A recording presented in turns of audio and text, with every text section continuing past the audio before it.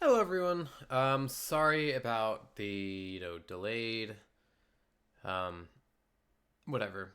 Getting back to this episode. I'm trying to kind of get through it, but um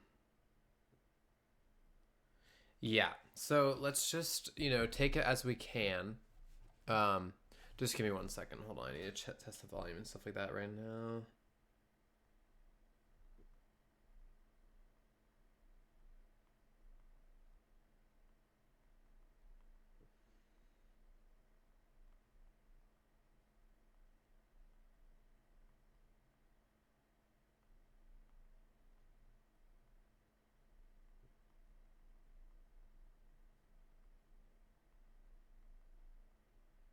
Sorry, 1 second.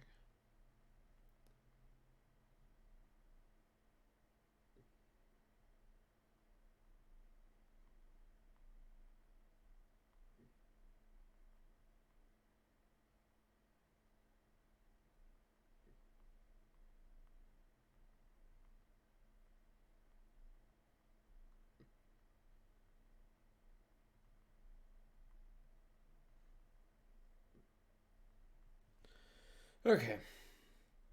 Let's check game volume first and foremost.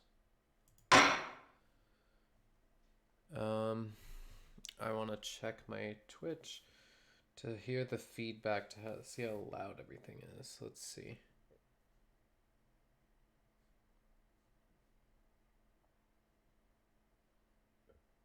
Let's testing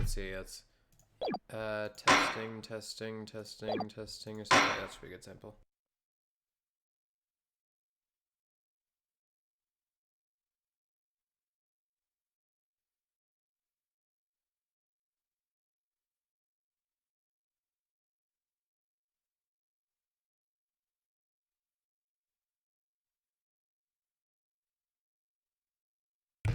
Wait, hold on. I need to read. Sorry, 1 sec. Let me see. Oops, not that. We need to go to this. And let's...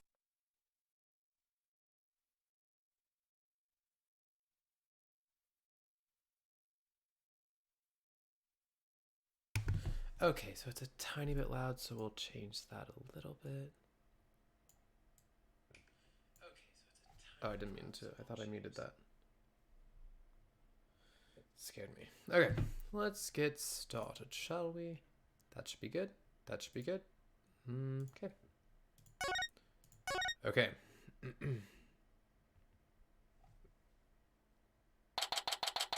December 20th, 3:11 p.m. District Court. Defendant lobby number 5. I did a little research. I looked into those special psych blocks you mentioned, Mr. Nick. You did? That's great. I really appreciate it. A red psych lock protects a secret a person is consciously trying to hide. If the person folds under questioning, the lock breaks and the truth comes out. Yep, that's exactly how I got the truth out of Detective Fulbright and Director Cosmos. And everyone else that we extracted the truth from. But a black psych lock protects a secret from the deepest place in a person's heart. A secret that person isn't even consciously aware of. So even they don't know it's there. Athena isn't trying to keep anything real on purpose. For some reason, part of her heart and memories are sealed off from itself. Okay, so all I have to do is break the psych locks. According to my research, a black psych lock is likely to be chained wrapped directly around one's heart. If they are ripped off by force, it could cause permanent damage to a person's soul. In other words, if I'm not careful, I could traumatize Athena for good.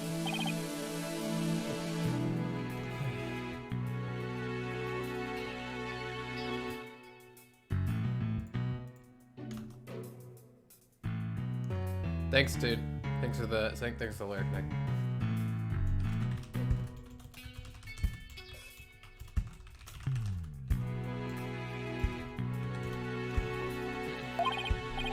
Pearls, could you stay by Athena's side? She must be suffering under the weight of such a heavy burden. Alright. But will you be alright by yourself, Mr. Nick?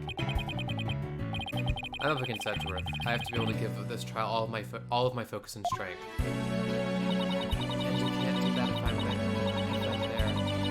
I'll just hold you back. No, that's not it.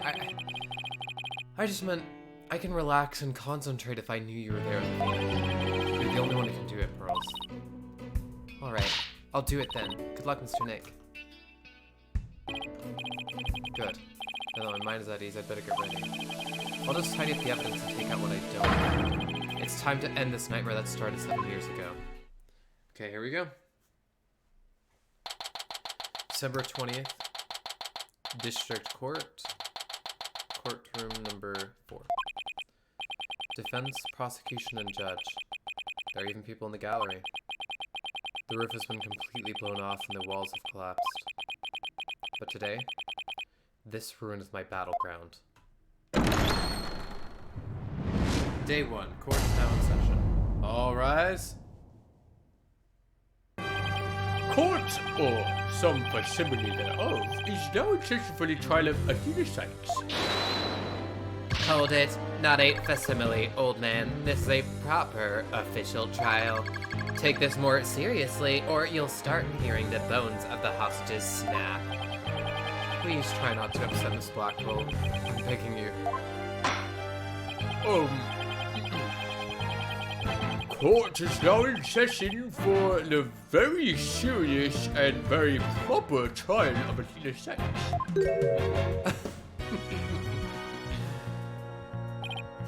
This is no trial. It's nothing more than a ridiculous farce.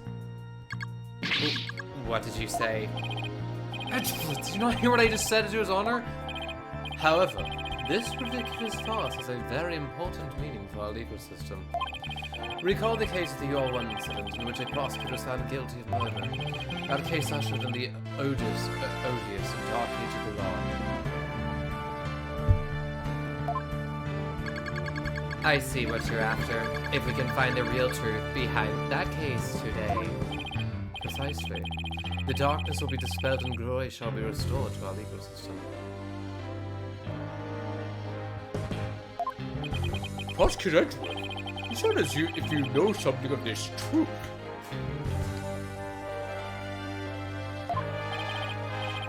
I do indeed. A new suspect has emerged in the UR1 case. For 7 years, Simon Blackwell has refused to speak in order to cover for someone else. Brace yourself, Felix. Here it comes. I'm sorry, Wright, but the situation is what it is, and I must do what I must. The prosecution moves to indict Athena Sykes on the account of murder in the first degree.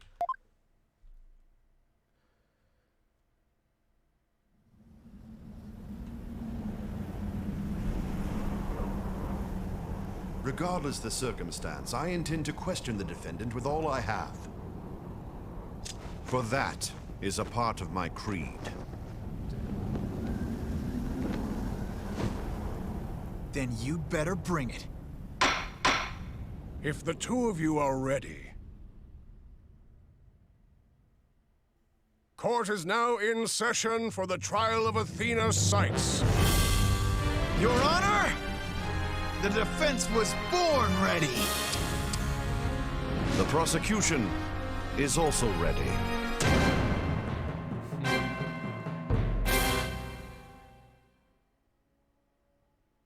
An epic battle as old as the time will tell. That makes sense. I would. This immense tension between us. It's like we're picking up right where we left off. It's my duty to clear Prosecutor Blackwell of false accusations and end this insanity. But I have no intention of losing Miss Sykes either. She's a very promising young lawyer. I know without a doubt that Athena is innocent. But I don't think Prosecutor Blackwell will believe it. So, do you have any clue who was responsible for the sabotage? At the very least, I know it wasn't Simon Blackwell. I don't know enough to identify the true culprit, but it's clear what that person is. To put it simply, a spy. The true culprit is a spy. It's gonna be hard to convince anyone of that when I barely believe it myself. I don't have a choice if I want to save Athena and Blackwell and expose the spy. Now then, Chief Prosecutor Edgeworth. No need for the Chief Prosecutor, Mr. Honor. I'm here as a simple prosecutor. Very well. Nobody statement, please. Prosecutor Edward. Although, I've been known of late to give an impressive opening statement myself. In all the trials I've ever seen, only the prosecution gives an opening statement. Oh, of course. You're right. I'm just joking. He's just having no fun. So he wasn't doing it just out of fear. Interesting. Let's start with a brief overview of the R1 incident. The incident occurred at the Cosmos Space Center 7 years ago on October 7th. The victim, psychologist Rita Sykes, was killed in the robotics lab on the 4th floor. Athena's mother. Simon Blackwell, a young prosecutor at the time, was found guilty of the crime. There were two deciding factors that led to his guilty verdict. One, Blackwell was the only person in the corridor to the lab at the time of the murder. And two, his photo captured the moment of the crime. Very incriminating evidence indeed. It would appear the only conclusion is that Prosecutor Blackwell did indeed. Hold it. Are you kidding me? I'm not accepting any conclusion of the kind. This opening statement is over. Now hurry up and call the witness. Excuse me, Miss Blackwell, but we must follow proper procedure for these things, you know. Or perhaps we should heed her wishes, Your Honor. She is the trial's sponsor, after all. Besides, the courtroom is chilly, and sitting for too long can't be good for the back. Oh, you are very kind, so concerned for the welfare of the elderly. As skilled as ever at playing the court puppeteer, I see. The prosecution calls his first witness, a witness who decided to bring forth new testimony after 7 long years. Would that be Director Cosmos? New testimony? Just who is this? Who is this witness anyway?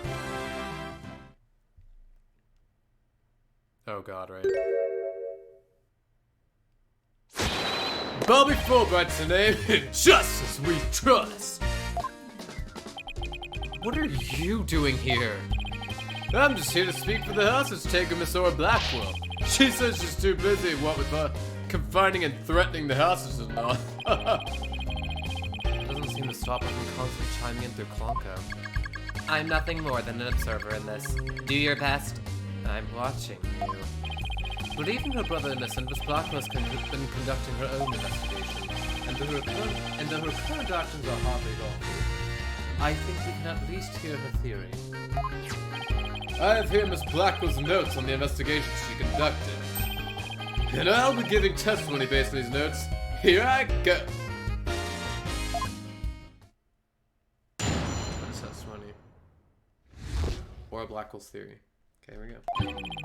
Simon isn't the murderer. He was trying to cover for someone else. Someone else was at the scene at the time they say Simon committed the murder. I mean, if he really was out to steal that moon rock, then why the rolling case? Because he was using it to hide someone inside. That's why. And the only person small enough to fit inside that case was Athena Sykes.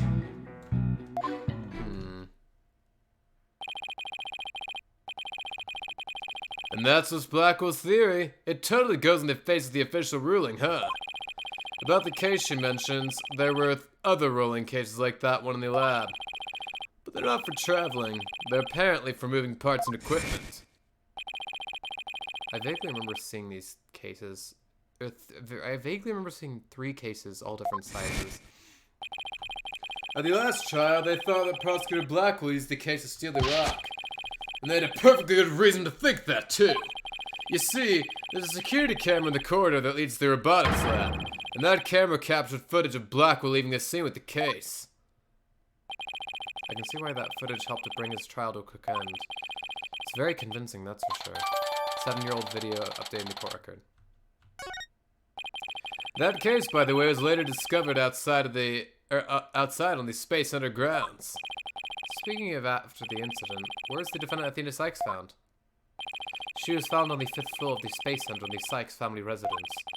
Prosecutor Blackwell most likely brought her there after the incident. In addition, it's unknown where Miss Sykes was at the estimated time of death. Miss Sykes was too confused by the shock of her mother's death to give proper testimony, and there was no witness or evidence to tell us where she might have been. So what you're saying is Miss Sykes didn't have an alibi? That is what the evidence is saying, yes. I understand the reasoning behind the theory, but I'm far from convinced. The victim is the accused's mother. Are you actually claiming an 11-year-old girl? Of course the girl had a very strong motive. Dr. Sykes, the psychologist who wrote many papers about speech and emotions. You're aware of Athena Sykes' special ability, aren't you, Your Honor? Are you referring to that therapy thing? Yes, she's done it quite a few times in court. The ability to read emotions from speech and the subject of her mother's research. Well, as long as it benefits society, I don't see any particular problem researching it. Not one bit. Dr. Sykes was so intent on the research, she forced her daughter to undergo experiments. Postulations? Are you seriously suggesting? I've done my best to be delicate, but even you can't deny it to be true, Mr. Wright. No longer able to withstand the anguish of the experiments, Miss Sykes felt her only choice was to kill her own mother. Ah! Okay, that's a bit of a rage. Very dark conclusion to make, and kind of very much leaning on conjecture, but we'll see. Order! Only court! What a tragic story. I hardly want to believe it myself, but we must proceed. Mr. Wright, if you could. Detective Wright, please refer to the notes. Okay. Yeah. Cross-examination. We're gonna have to disprove Edgeworth. After all his character development, I think he's just blinded by what he sees as the truth. Because he wants to ameliorate the situation. Because I've seen argumentation on how it's a little bit hypocritical or a character flaw of his, or like a character inconsistency, but I don't think so necessarily. I think in these next two games, this one and the next one, he gets just a little narrow-sighted and very, he's, you know, he pushes the letter a lot to get the truth in his own games, and that's kind of how it shows in this game too, but I don't know. It's just he's on the other side of it, so we'll see.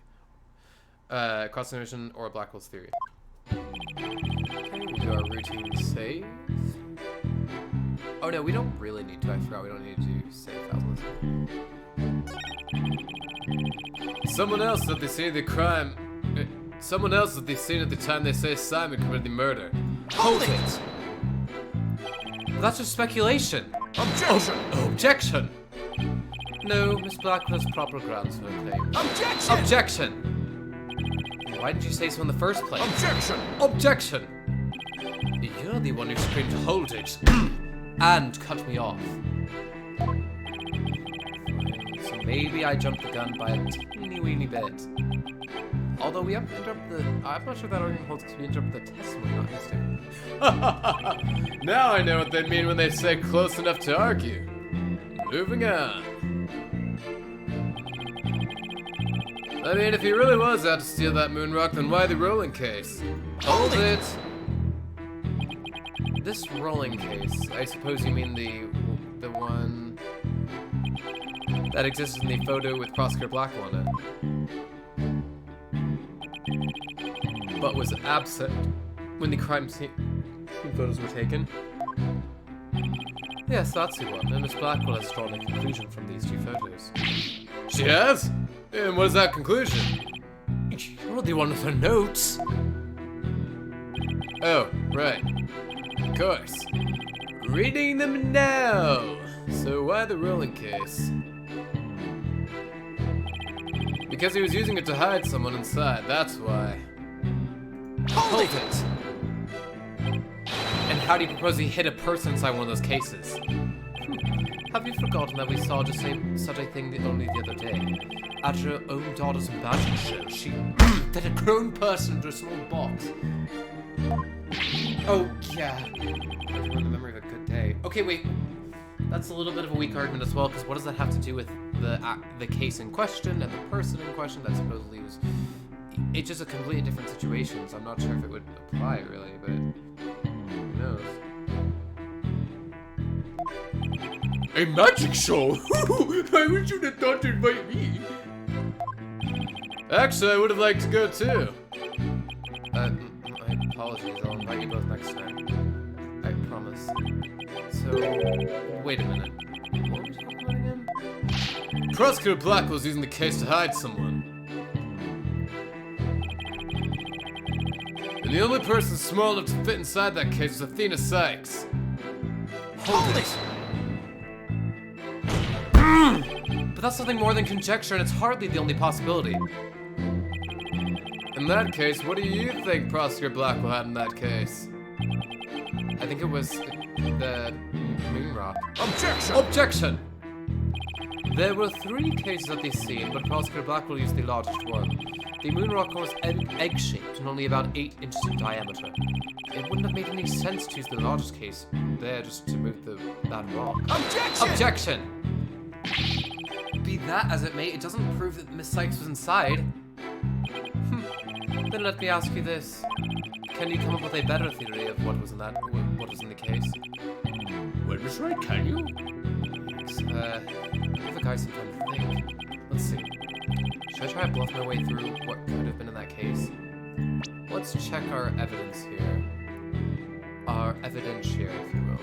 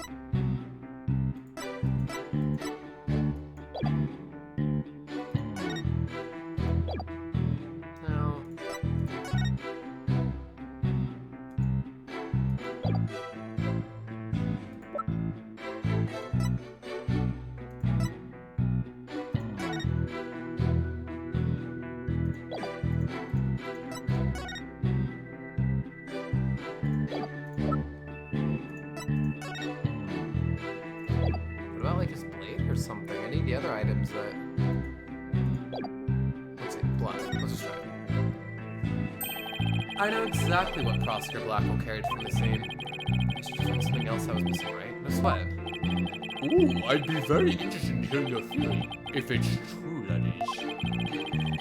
is. This is a crime scene photo taken after Prosecutor Blackwell left, correct? All we have to do is compare this with this photo of Prosecutor Blackwell to see what's missing. If he took something with him, then it should be in one of these photos. Lady Luck, don't fail me now. Alright then, Mr. Wright. Let us hear your theory. What did Prosecutor Blackwell take from the scene of the murder? Let's see. What was missing? That's a good point. That we just have to compare these 2 photos. Well, oh, the katana is still there, but this arm is gone, whatever it is. Take that! Please notice that there is a robot part on top of the cart in this photo. However, in this photo taken after the crime, the robot part is gone. In other words, this part is something that was taken from the scene of the crime. You do appear to be right. I don't see the second picture. But it's just a piece of junk. How important could it be? Is it really just an insignificant robot part? Speaking of which... What are you looking at? I'm gonna start charging for each glance per eyeball. Stingy, stingy. What happened to the age of free previews? Your Honor, about this robot part. Doesn't it look like it could be an arm from that robot there? Well, now that you mention it, it does, doesn't it? But the case is still too big to be practical for just a moonrock and a robot arm. Was it really just the one arm that was in there? Yeah, what if it was the whole robot?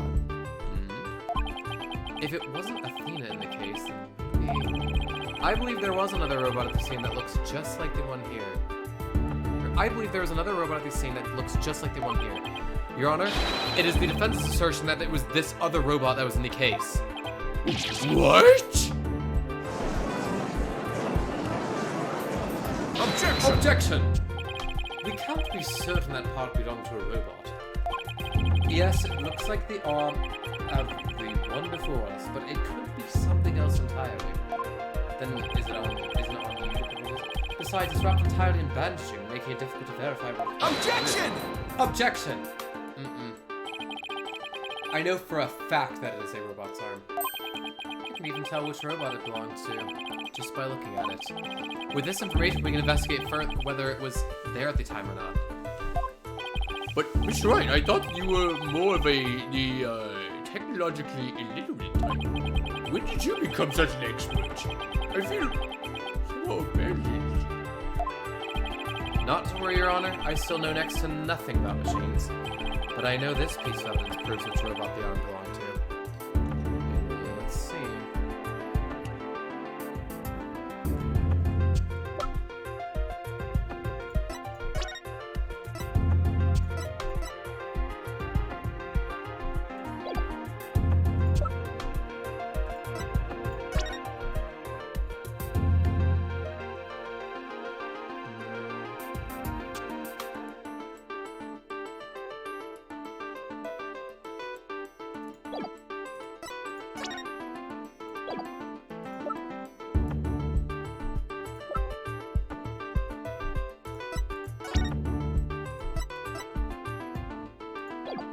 Where's a picture of a robot?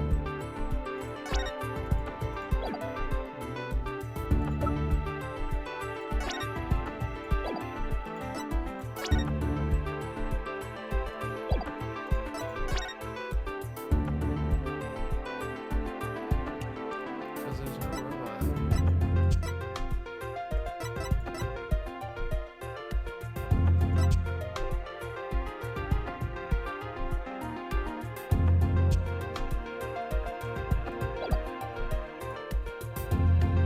Because we need evidence of a rope that proves what robot. Oh, right, duh. Right here. Ponko. Take that! The robot in this picture is named Ponko. Yeah, there we go. But take a look at Ponko's arm. It was Miss Sykes who bandaged it up like that. She must have thought the machine healed the same way that people do. What an adorable live mistake. It reminds me of my own grandchild. The robot arm at the crime scene had the same bandaging wrapped around it. In other words, this robot arm could belong to none other than Ponko.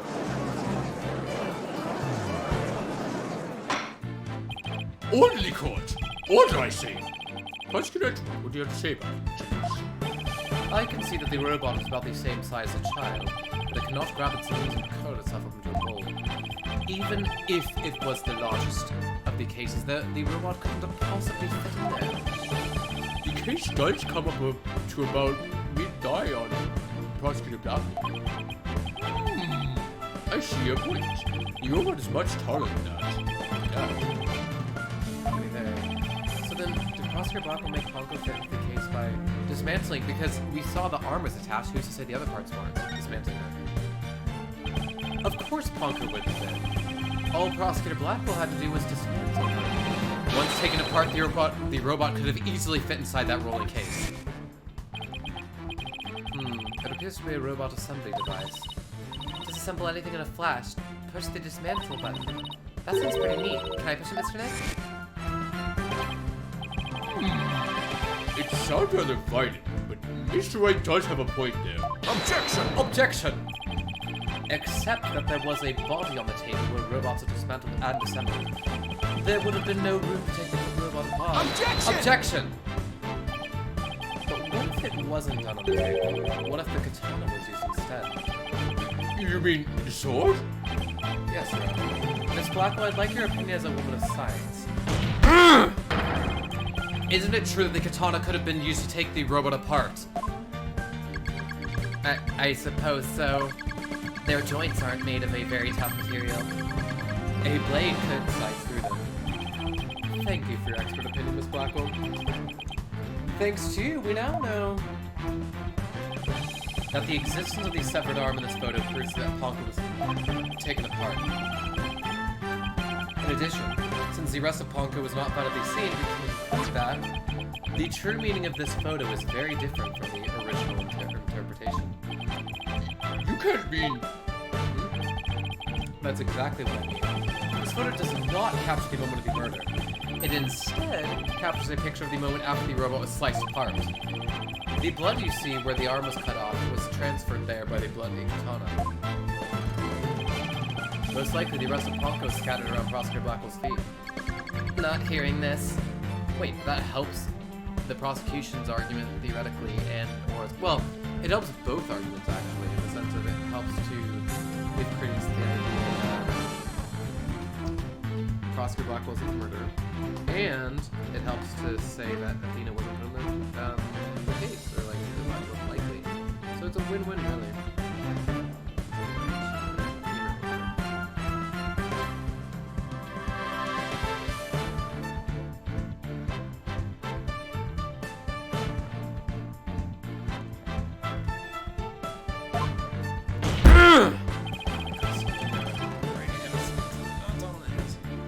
Therefore, what was transported inside that case was not the defendant, but a robot.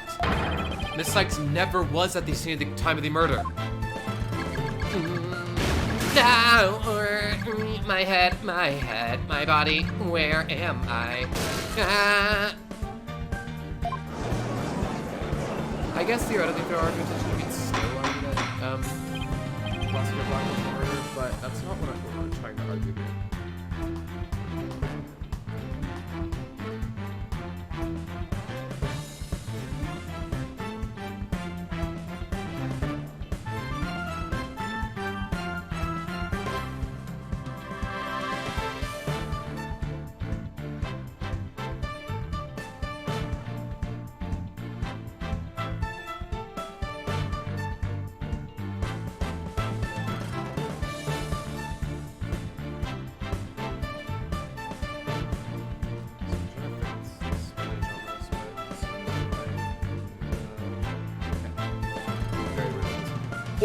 Order the court. It's true that Ponko was found in pieces after the murder, and I'll admit I repaired her myself afterwards. Photo of the crime updated in the report record. Where's the butt? Yes, I'm finally making some progress.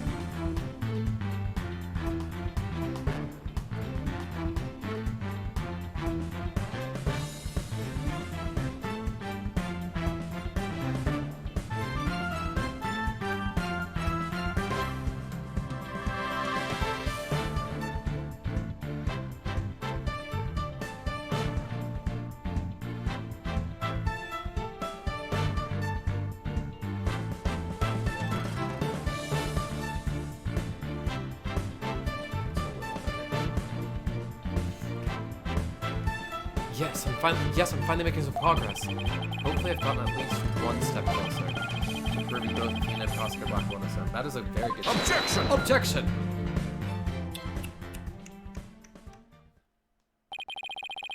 Well played, Mr. Wright. You've made your point abundantly clear. I can see that it wasn't the defendant inside the ruling case, but the robot. Alright, what's going on here? It's never good when he plays things as straight. Does the prosecution with charge claim that the defendant was carried from the scene? No, Your Honor. My claim hasn't changed. Objection! Objection! But Ponko and Miss Sykes couldn't have both been inside that case. Objection! The notion that the case was used to carry Miss Sykes was Miss Blackwell's theory. I have been of a different opinion from the outset. Why didn't he say anything then? Now I finally have the opportunity to voice my theory. Thanks to the defense. He's been one step ahead of me this whole time. In that case, how do you propose the defendant of the crime scene? Simple. The footage only shows Prosecutor Blackwell from behind. What's more, he's holding his arm in front of his body, as if he were holding something or someone. That's hardly evidence. I have proof. The surcoat Prosecutor Blackwell was wearing. The victim's blood was found on the front of it, and the stain had a highly distinctive shape.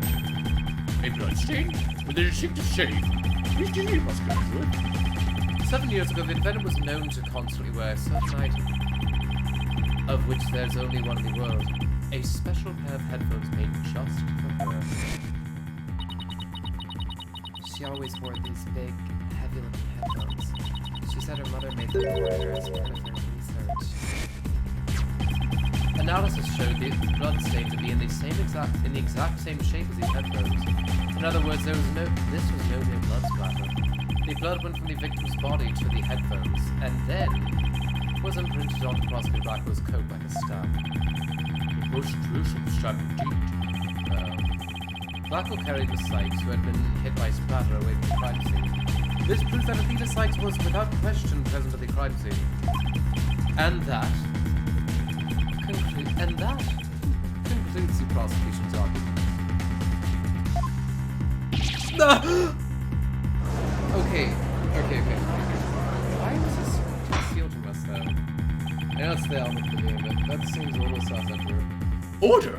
If the defendant was indeed of the seated, deep into suspicion against him. Objection! But we've only shown that the robot was there at the scene as well. Objection! Objection! I hope you're not making the ridiculous claim that a simple robot is the real murderer. I don't really think that, no, but you can't say the possibility isn't there. Detective Fulbright, was the robot questioned at the time? No, I don't see any record of it. I believe it was considered unrelated to the case. But as it turned out, the robot was actually integrally related. Integrally related. Your Honor, the defense would like to call Ponko to the stand. A robot witness?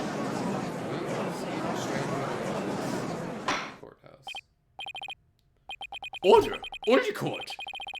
Prosecutor, what do you think about this? Mr. Wright has called all manner of witnesses to the stand over the years. Yeah, exactly. So why not a robot? Nothing surprises me with any more of him. Very well. I will allow you witness. Bailiff, please summon the robot named Ponko. Witness, please state your name and occupation. My name is not Witness. My name is Ponko. Yes, I realize that. But when you're at the witness stand, you are the witness. No, I'm not. I'm Ponko. Say it with me. Ponko. What an utterly inflexible little robot. The last person should be calling anybody inflexible. You remind me of my grandson just learned your name. Oh, precious. Alright, Ponko. I'm going to ask you some questions. Questions? You have questions? Hooray! What are your questions? I want to know if you were there at the scene of the murder of Rita Sykes. It was 7 years ago on the 7th of October, around 2 p.m. in the robotics lab. Certainly. Just one moment. Searching data. Search complete. Yes, I was there in the robotics lab. It would seem this robot's testimony is necessary to this case after all.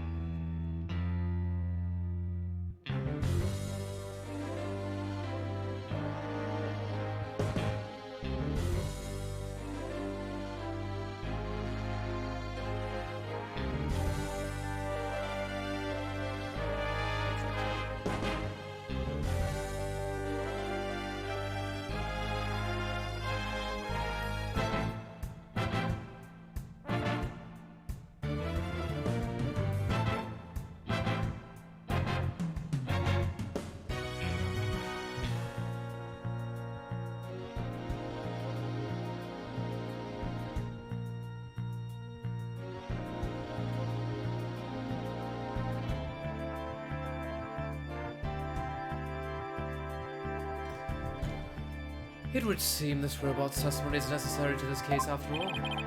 This is great. This is great. I just knew Ponko must have said something. A murder committed right before this poor little girl's eyes. It's inexcusable. That seems pretty good, not because I don't think So, little Ponko, do you think you give us your testimony today? in his testimony. What I saw. I went to the robotics lab at about 2 p.m. for my regular recharge. Just as I was about to charge up, Athena came in and hugged Mommy Metis. And then Mommy Metis fell down. After that, I was recharging, so I don't know anything. After I charged up, I was cleaning the room and Mr. Simon came in. And then an error occurred. There is no data after that point. Or at least on that day, not like, no.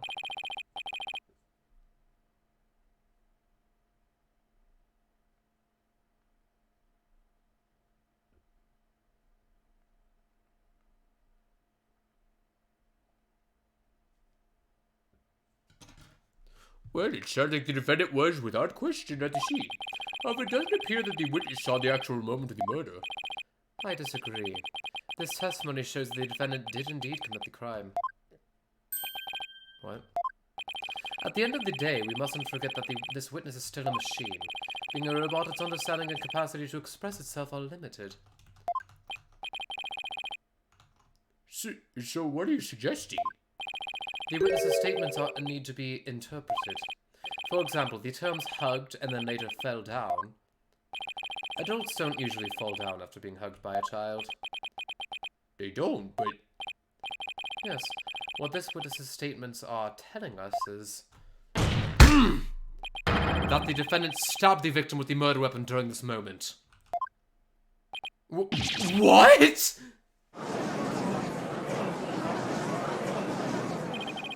Before Miss Sykes hugged Dr. Sykes, did the two of them converse? Yes, they did. They spoke to each other very loudly, but I don't know what they said. Oh god, is that going to be interpreted as like an argument?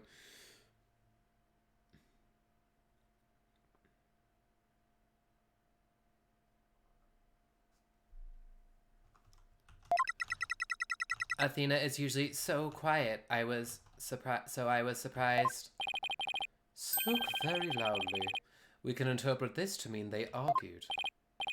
Okay, but where is she gonna hide the katana and why would they argue and then she put like... Wouldn't it be obvious that she was coming to like with murderous intent or something? I see. Murder after a heated argument, and then the victim fell down. I agree that it does sound like a reasonable interpretation. However, Parker doesn't seem to remember anything that happened after that. When I'm recharging, I go into sleep mode. But I remember everything before that. I have a very good memory. You may as well admit defeat now, right? A cross-examination would be useless. Don't be ridiculous. A cross-examination is never useless, as Phoenix has demonstrated many a time. Until now. Think about it, robots don't lie. This robot is both an important witness and valuable evidence at the same time. Nevertheless, I will have my cross-examination. I see you haven't changed. You never will one to worry about wasting time. Very well. Even if it may be a waste of time, you may proceed, Mr. Wright. I'll show you both just how fruitful any cross-examination can be. Literally, Phoenix has done this 1,000, like, hundreds of times. So, yeah, I don't... Cross-examination, what I saw. I went to the robotics lab at about 2 p.m. for my regular charge. Or recharge. Just as I was about to charge up, Athena came in and hugged Mommy Metis. Hold it! Hugged her, huh? Which Edward took to mean stabbed her with a weapon. Or which Edward took to mean stabbed her with a weapon. Okay, but if they argued, why would they have been... Why would she have just yanked in and, like, stabbed her immediately? You said the two of them were talking before Miss Sykes hugged her mother, is that right? Yes, they were talking very loudly, but I couldn't tell what they were saying. Couldn't tell? Even though they were speaking so loudly? I'm only allowed to listen to voices that are directed at me. If it listened to every voice, it would be little better than a mobile eavesdropper. Well, that explains why some of Ponka's testimony is so vague. It's a shame that our little friend wasn't listening in, however. We could have learned what they were talking about just before Dr. Sykes was killed. Now then, what happened after that? And then Mommy Metis fell down. After that, I was recharging, so I don't know anything. Hold it! I don't want to delve too deeply here, but... Could you tell us how the victim appeared and acted at this moment? Mommy Metis was very surprised when she was hugged. I heard her heart pound. Her heart? Mr. Wright, have you forgotten about this document we found in the robotics lab? These robots have a heartbeat detection system. Now that he mentions it, I do remember reading something like that there. They detect the presence of people by the sound of their heartbeats. But, wait a minute, that means... if Dr. Sykes really did die at this moment... Ponko, how is Dr. Sykes after she fell down? Could you still hear the sound of her heartbeat? Let's see, the moment she fell, her heart was pounding. After that, I don't know. I started recharging just then. With all the unlucky timing, if you had heard anything after that, it could have possibly proved that the hug wasn't actually the moment of the murder. I'm very sorry. I'm afraid I don't know. I'm very sorry. The robot is designed to go to sleep mode automatically, so it can't be helped. But it does appear that it detected an increased heart rate at the moment of the stabbing. After Mommy Mita's heart started pounding in surprise, she fell by the window. It was the round window on the workbench side of the room. Workbench, huh? Waka must be talking about that table right to the right of where that giant robot is now. Is there something critical in Papa's statement just now? There's something. Yeah, because the body was found on that thing. Your Honor, I believe this statement is critical. I'd like it added to her testimony. Very well. Ponko, could you please add that statement to your testimony? You're a good little girl.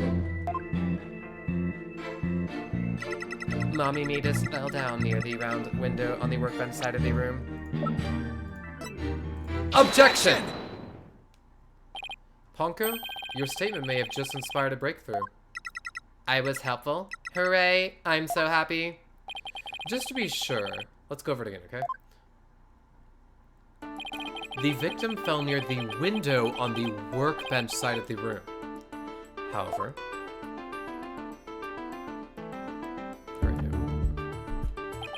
her body was discovered on the operating table.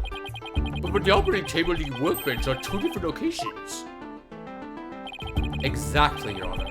We've just learned a new crucial fact. What could explain the two very different locations of the body? I'll tell you what.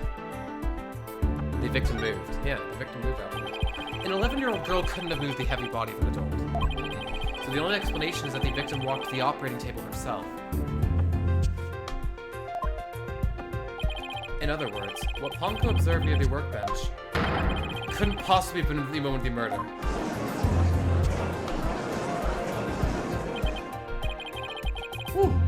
Oh, I'm very relieved to hear that.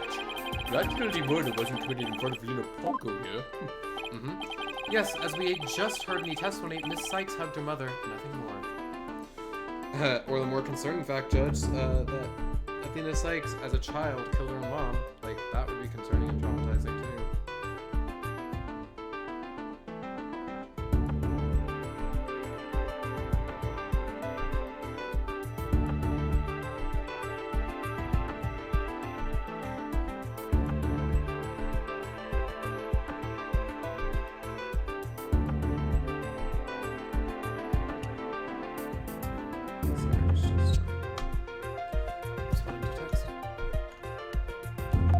Objection!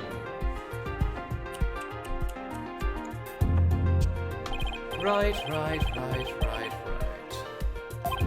It's been 8 years, but you're still just as green as ever. Green? I can't recall ever seeing Mr. Wright in anything but a blue suit. Hey, blue's my favorite color, what can I say? If the If the defendant couldn't move the body herself, she could have moved it for her. Wait. If the defendant could move the body herself, she could have had it moved for her. Had it moved for her. Alright. Moved for her? Well, Miss Sykes and Dr. Sykes were the only ones there. I agree. Since this robot is equipped with a heartbeat detection system, it would have been aware of another person's presence if someone else had been there. We can therefore conclude the defendant and the victim were the only ones present. Then who do you suggest move the body? Don't you know it's in the nature of a robot to help people do things? Miss Penko, allow me to ask you a question. My name is Ponko. Say it with me. Ponko. I believe you said you were cleaning after Dr. Sykes fell down. Did you happen to move something large onto the operating table? Yes, I did. Athena asked me to. What? I thought she was charging right after that. Athena asked you to... And why did you move, little Ponko? I don't know. Unless something has an ID tag, I can't tell what it is. An ID tag, you say? Yes, a tag with a barcode on it. We robots scan them to tell us what a thing is. That paper in the lab did mention something about that. Recognizes people by scanning their Recognizes people by scanning their spacesuit or uniform jacket ID tag, it said.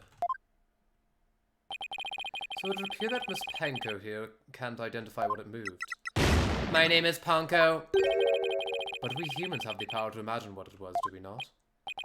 We do? Well, I do at the very least. Miss Panko, on the defendant's command, moved the Miss Panko. Sorry. Miss Panko, on the defendant's command, moved the body onto the operating table. God!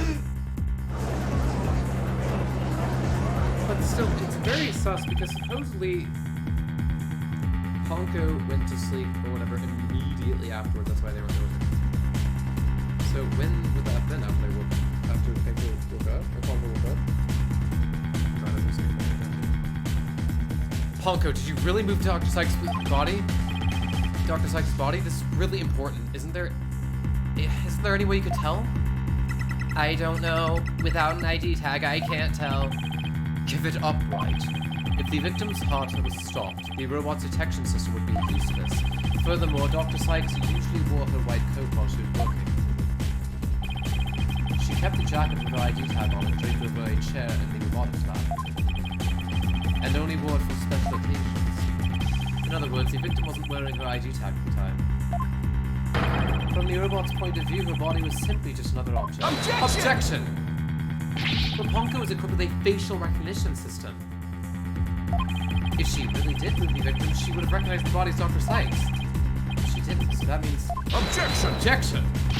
A face can easily be covered with a piece of cloth, a mask, or anything else for that matter. With her facial features hidden, the robot wouldn't be able to tell it was Dr. Sykes. So wait, is he suggesting that Athena, as like a 10-year-old kid or whatever, was like, had the presence of mind enough and conniving brain enough to do that? For the purpose of hiding the fact that she killed her mom? I don't know about that.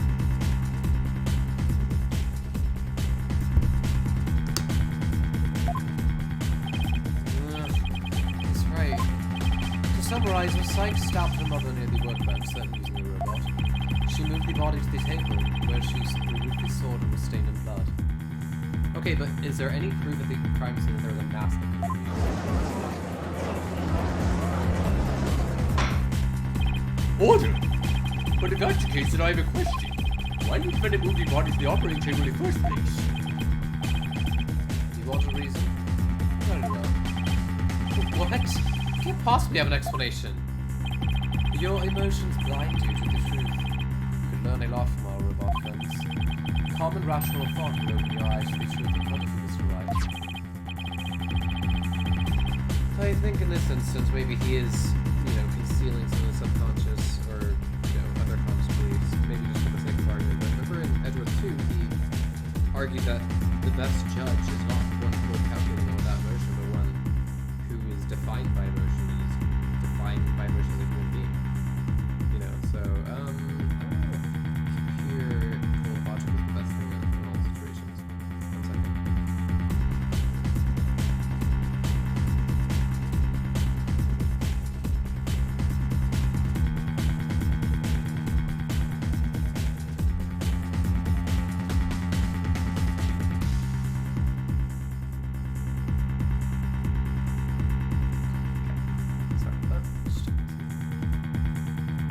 Now then, do you remember the operating table's one special feature? I believe I read that robots can be assembled and disassembled there, is that right? That's right. And the defendant, who was just a child at the time, the table was like a magic box that could make robots appear or disappear in seconds. But in the end, my mom just put her on the operating table and fixed her in a flash. I was so impressed by what my mom did.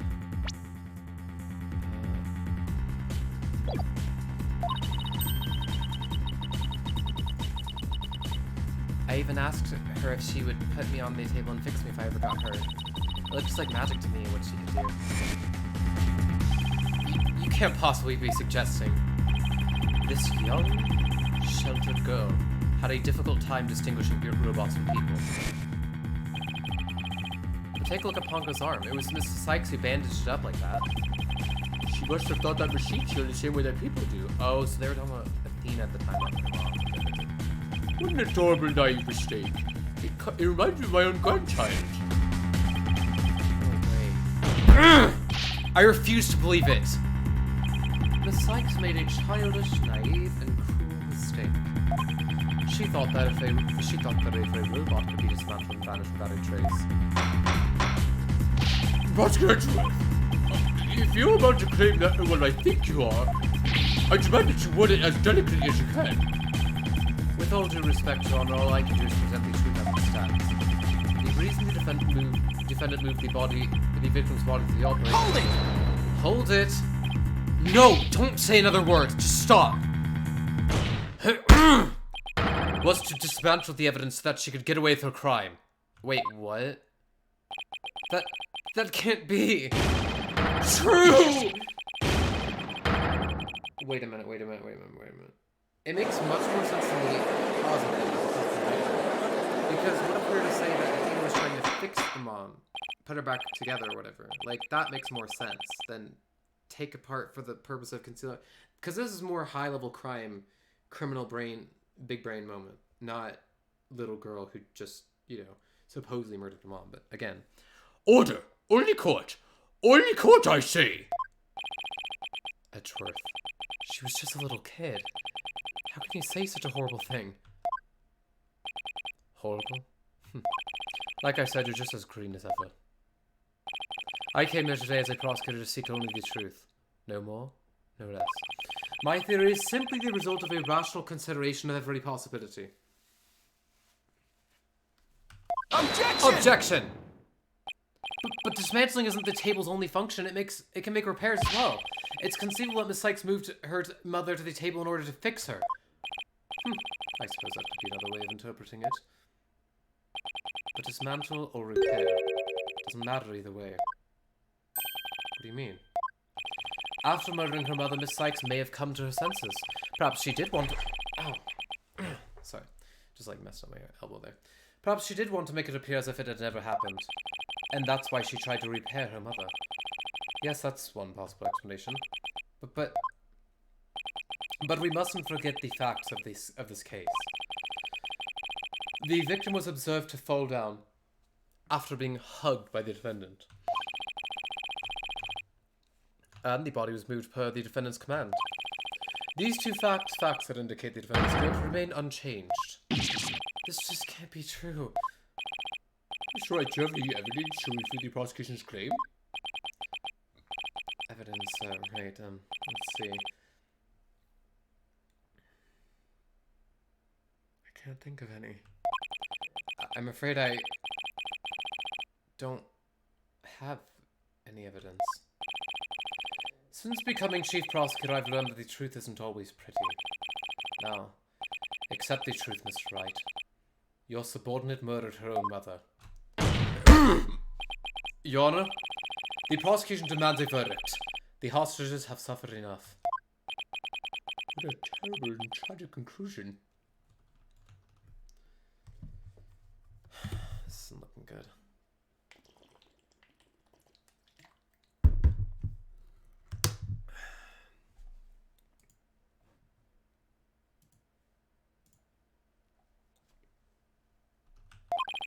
If the defense has no counter-argument, I see no need to further prolong this trial. Edward's argument seems solid enough, but there's no way Athena could have ever done anything like that. What do I do? There has to be something, but can't think of a single thing. Wait, what? Objection. Prosecutor Blackwell. This is quite the farce you're conducting here. I could die from laughter. Prosecutor Blackwell, what are you talking about? What I'm talking about is that your argument is based on an entirely false premise. Go on, we're listening. Could this be the miracle I need? What is Prosecutor Blackwell trying to pull here? 7 years. For 7 long years. This case has been on my mind. Not for an instant did I not think of it. I'm the one who killed my mentor, and don't think you can alter that fact now. Your boldness I will take to this stand, and I won't take no for an answer. Of course, Prosecutor Blackwell. Please go ahead. Okay. Let's see. Witness testimony 7 years ago. I went to the Cosmos Space Center with the intention of killing Dr. Sykes. When I got to the robotics lab, I found Athena there instead. I would not be swayed from my purpose, so I waited for Dr. Sykes to return. And then I committed the act. How cathartic it was. Cathartic? So, wait, she was your mentor, but it was cathartic in a sense of like it was a big load off your shoulders? Like what? But little Ponko here will see victim falling. In other words... Objection! Objection! I don't need any of your other words, old man. I can guess what happened. Which would be... She fell means she fell, only that. A mother and child fooling around, perhaps she tripped. Not that it matters. When I entered the lab, there was no trace of Dr. Sykes to be seen. There was no dead body either, of course, meaning she must have left the room. So the murder occurred after the time period Ponko described in her testimony? Wait, what was this?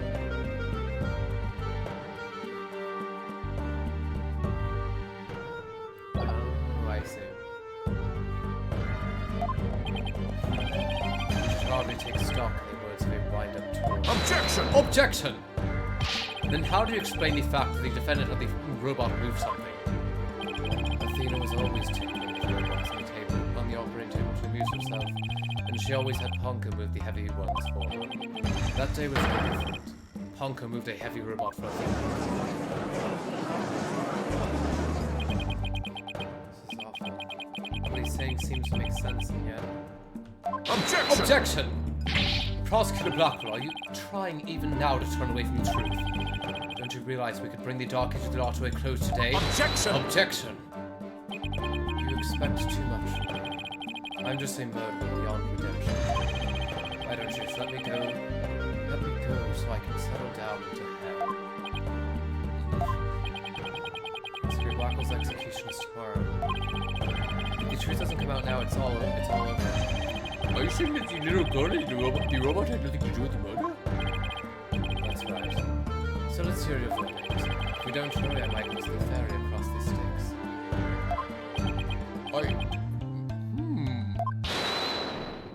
Hold it. Don't you dare, Judge. Don't forget I have hostages over here. And Simon. How long are you going to cover for her? Miss Blackwell. Forgive me, Aura. I never wanted you to do anything like this for me. But you agreed to do this trial. If you have a counter-argument, then present your evidence. That's the rule of the courtroom. Isn't that right, Chief Prosecutor? Blackwell. You selfish... Well, to be frank, I don't like this, but it's my duty to make a decision. If no one has a counter-argument, I will announce my verdict. Is this really happening? Is it really going to end just like it did 7 years ago? I wanted to do it so bad. Even now, I want to fly over there, out of here and go save him. No, I can't tell her. But how can I lie to Athena?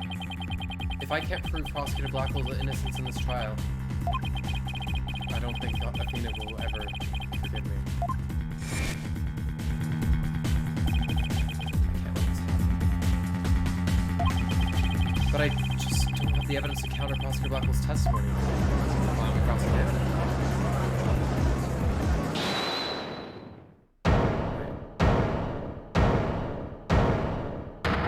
Hold it!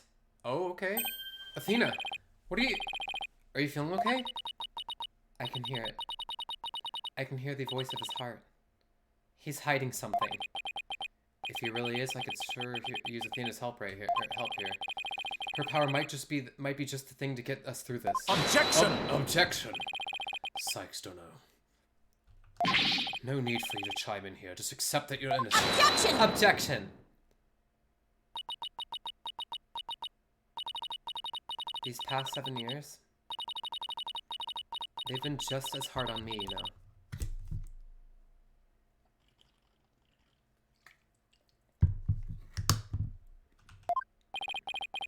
What are you talking about? Do you remember? That horrible, horrible trial.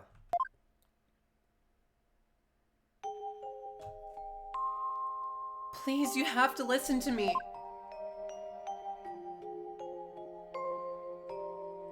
He didn't kill her. His heart is screaming that he didn't kill her.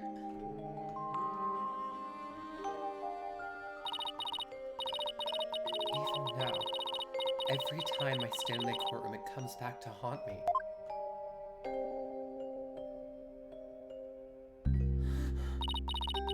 Not being heard, no matter how hard you try, feeling so helpless.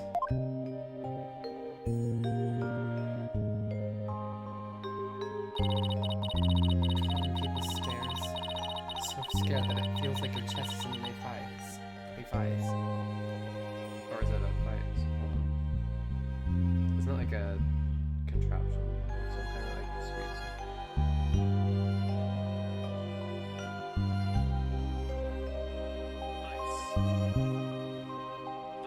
Vice, okay.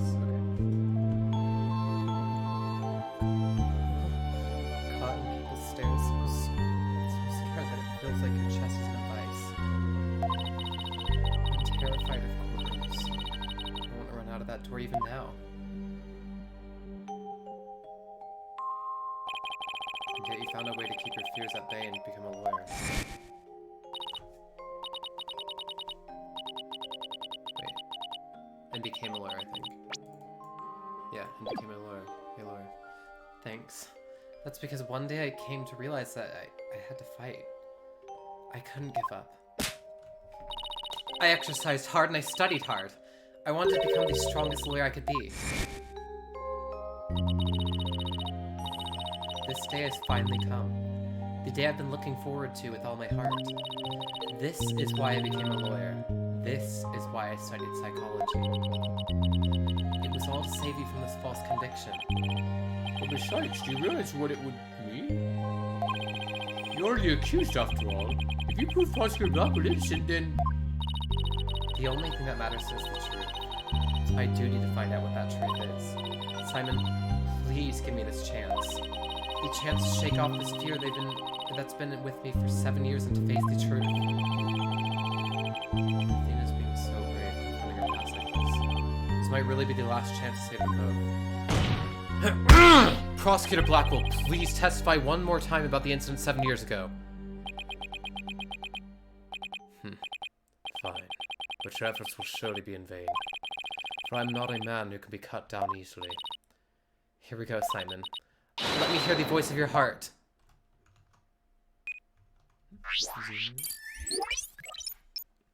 Here we go.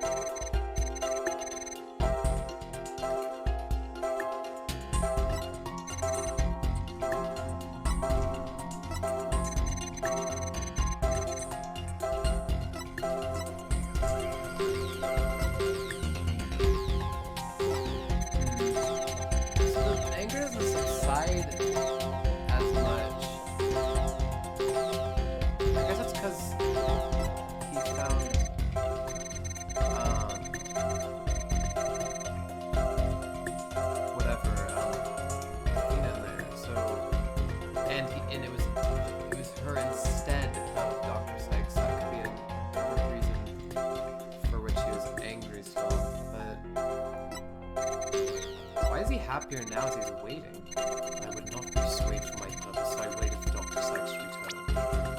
Got it! No? When you view your emotions alongside your test, when you find the unexpected emotion... Wait a minute. There isn't anything strange here. I don't know, but I think maybe we made a mistake this right. I think maybe you're right. Let's take another look. There must be an unexpected emotion here somewhere. Maybe it's the lack of anger when waiting. Let's try that. I would not persuade from my purpose, so I waited for Dr. Wright's reason. Got it!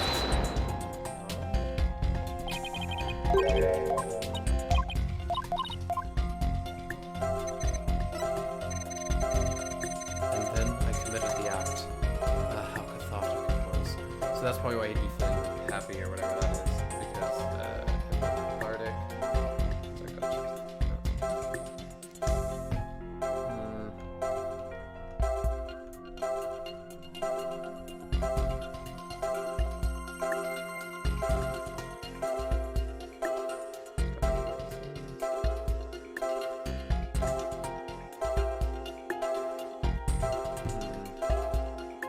And then I committed the act. How cathartic it was. So why wasn't he angry while he was killing her? Got it! No? Really? Okay.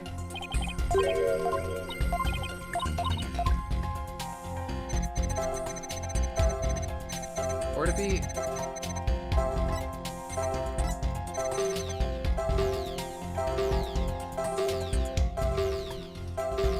But when I got to the robotics lab, I found Athena there instead. What about how he's still angry here? Got it! No? Okay, we're basically going through all these. Sorry, guys. But what we can do, I guess, I'm thinking it's the happiness while killing her. Is the, but it seemed like that was like the argument was that it was cathartic. So let's try it. And then I committed the act. And then I committed the act. Ah, how cathartic it was. Got it! Nope. Okay, then my last idea, or theory, or like, whatever, pinpoint idea, pinpoint thing, will be here as to why he's not surprised to see a Phoenix. Not a Phoenix, sorry, Athena here. When I got to the robotics lab, I found Athena there instead. Got it! No? Okay, the only last emotion register is probably just happiness there. When I got to the robotics lab, I found Athena there instead. Got it! Okay, that is the most regular one I would see, because there's a little bit of happiness from seeing Athena, I feel like, but okay. This feeling of happiness, even though the person you were looking for wasn't there, you felt happy. Why is that? Simple. When I was looking for Athena and hadn't found her yet, I grew worried. So when I saw her in the robotics lab, I was happily relieved. Merely that. Okay. Wait, he was looking for Athena? Just now you said that you went to the Space Center to kill Dr. Sykes. But the first thing you did was look for her daughter instead?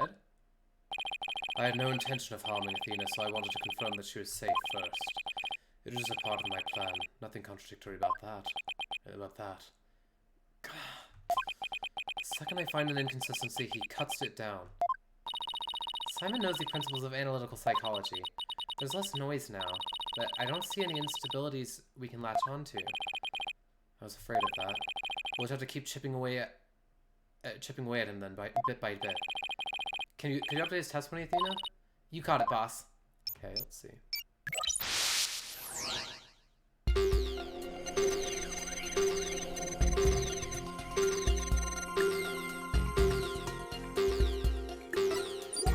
Info update.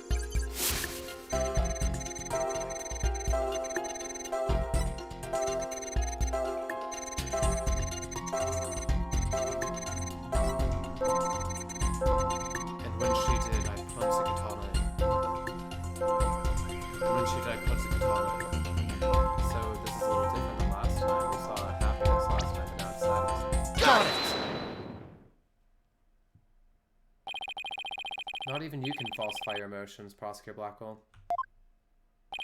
What? When you said that you killed Dr. Sykes in your testimony, you felt sadness. Why would someone who had laid in wait to kill her be sad at her death? Such an obvious attack. Yes, I felt sadness, but it wasn't for her. I felt sorrow for Athena and her circumstances. He can't be talking about that, can he? He can't be talking about that, can he? Or just a conventional subject, or convenient subject for her research. Dr. Sykes was so intent on her research, she forced her daughter to undergo experiments. My objective was to save Athena. From an obsessive scientist who treated her own daughter like a research subject. What? I went to the psychology lab first. That's where I would usually find Athena playing. One sec. I'm gonna take a quick, like maybe 5, 10, maybe 15-minute max break. Sorry, I didn't mean to mute that audio. God. To rest my voice, I'm gonna take this little break to rest my voice real quick, just to make sure it's on top of things, and then we'll go for another hour or so, and then we'll call it. Okay. So I'll be back in about like what? Yeah, like 10 minutes or so. Okay, I'll be back.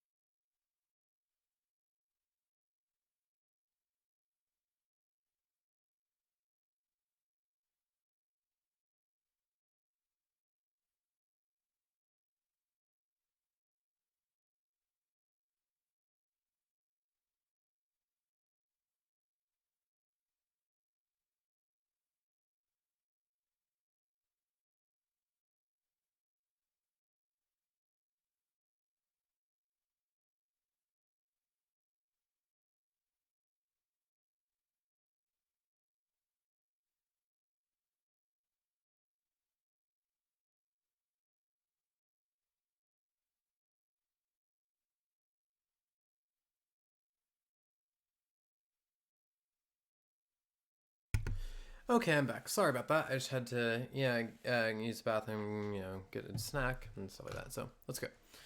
I went to the psychology lab first. That's where I would usually find Athena playing. But that day was different. I heard someone crying in the robotics lab next door. Was Athena being subjected to yet another experiment? I thought as I went to see. Conveniently, Athena had cried herself to sleep, so all I had to do was wait and kill. So that's why he was relieved when he saw Athena. But is the story really true? I'm not sure how much to believe. Mr. Wright? How are you doing, Athena? Still hanging in there? I'm a lot stronger than I look, boss. Now, take a look at this. The noise level is actually increased. It went up? I've never seen it do that before. Prosecutor Blackwell's lying somewhere in his testimony. As a matter of fact, he's piling lie on top of lie in an attempt to make his claim sound more believable. He's trying even harder to suppress his true feelings, and that's what's causing the noise. How in the world should I approach this? I can either use an evidence-based approach, or I can find a contradiction. Wait. I can either use an evidence-based approach if I can find a contradiction. Otherwise, I should look for an inconsistency in his emotions. There are no flaws in my testimony. His boldness to give me his verdict. Give up on this lost cause and let the law free me of these chains already. Objection! I don't think so. Not while I'm around. Now, contradictory testimony or inconsistent emotions. Which I tackle first? His emotions, probably. We need to get the clear story. His emotions. Okay, let's look for inconsistent emotions. Got it, boss. But if you want to try looking for a contradictory statement instead, just let me know. I can easily switch over.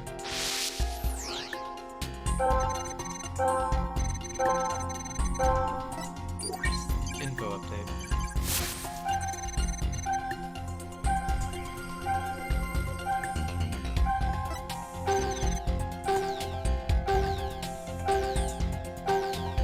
I thought he said she was asleep. This doesn't make any sense now.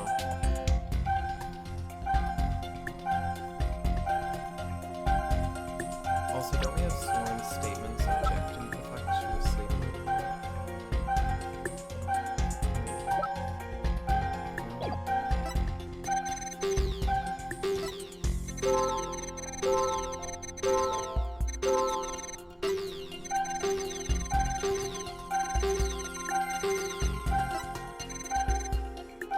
I hurried over and opened the door to the robotics lab. I thought he was, like, happy when he saw it.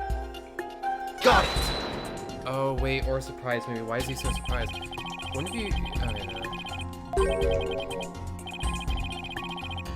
Oh, wait. Hold on, sorry. When we view your emotions alongside your testimony, we find the unexpected emotion... Wait a minute. There really isn't anything strange here. I don't know, but I think maybe we made a mistake, Mr. Wright. Mr. Wright, I think maybe you're right. Let's take another look. There must be an unexpected emotion here somewhere. Maybe the fact that he's so surprised, because I thought he said that he, assumed that it was Athena, like, being subjected to an experiment.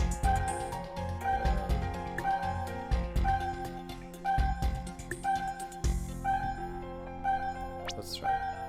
Got it! Yeah, there we go. How odd. Why would you register surprise at opening the door to the lab? Alright, fine. I'll explain if I must. What surprised me was Ponko. That toy figure attacked me. Dr. Sykes knew full well of my plan to rescue Athena, but she couldn't stand guard over her daughter 24 hours a day. So Dr. Sykes had Ponko do it? That's right. She ordered Ponko to forcibly remove me on sight. So I slashed Ponko up with the katana that was there in the lab. That rickety old puppet wasn't worthy of that fine blade.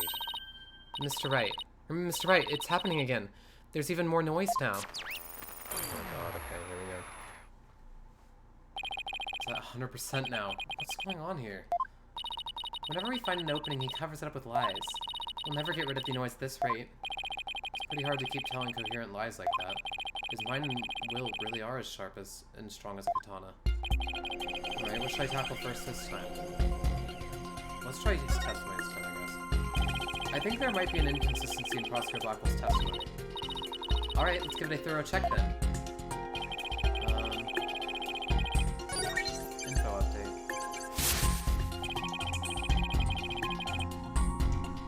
Ponko attacked me.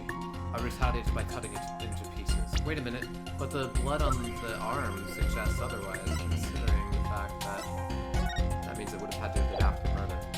Objection! Compounding lies with more lies is never the answer, Prosecutor Blackwell.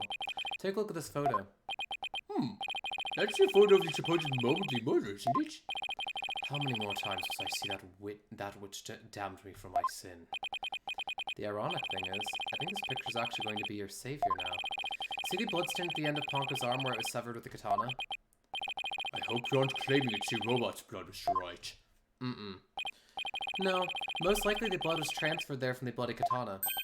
The katana already had blood on it? So then it must have been the victim's blood? That's right. But if that's the case, we found a glaring inconsistency.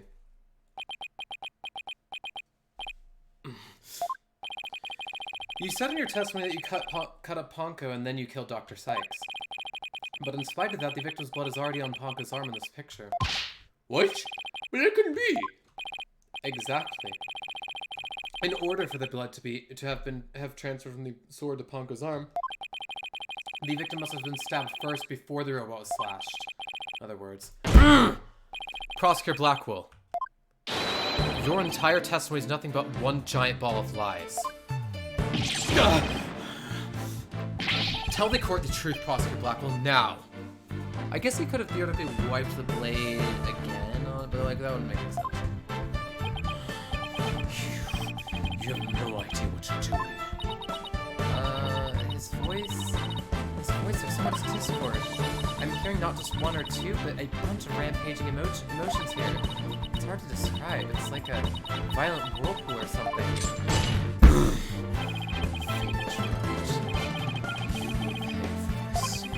Never have I been forced to reveal so much of the best into my grave. Prosecutor Blackwell, you are on the witness stand. You are obligated to tell the truth. Isn't that the rule of the courtroom? All of these complex emotions, they seem to be flowing from one source. I think whatever he really saw that day is what's causing his feelings. Uh-oh.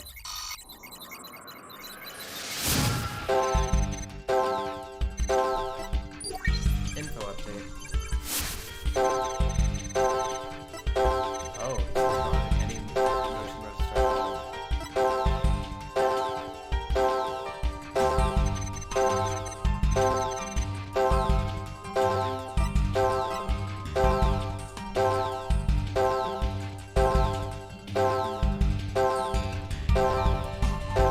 I saw it. That tears.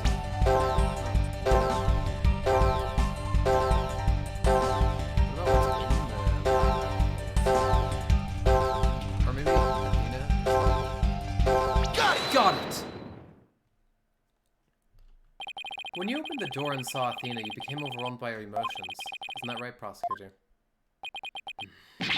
You should know better. And though it's pathetic, I admit I'm terrified to speak of it. Prosecutor Blackwell, Miss Sykes is innocent. I will always believe that with all my heart.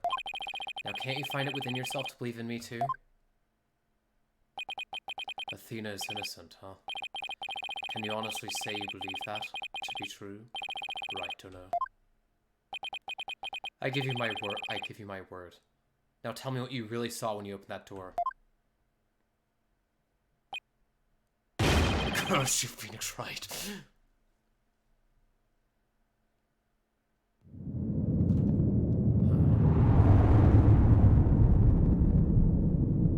It was a tragedy. One I'll never forget.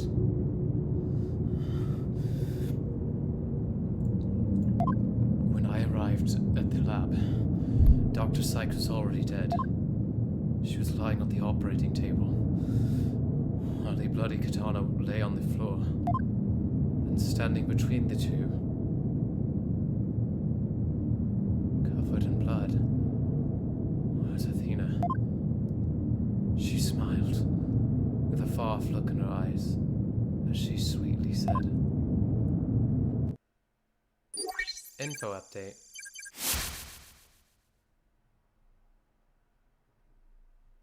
What? That's really creepy. Something's wrong with Mom, so I'm taking her apart to fix her.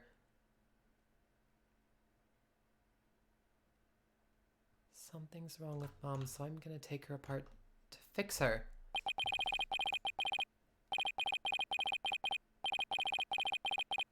Wait, sorry, I gotta see.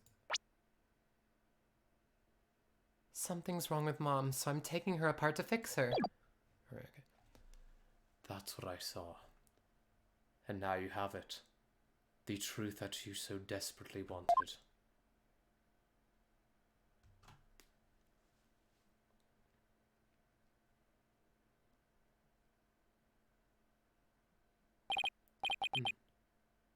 No. Prosecutor Black will finally tell us the truth. And this is what it is? It's beyond devastating. I tried to take my mother apart. I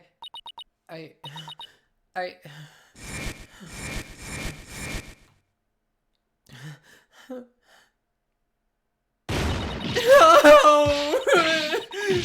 No, no, no!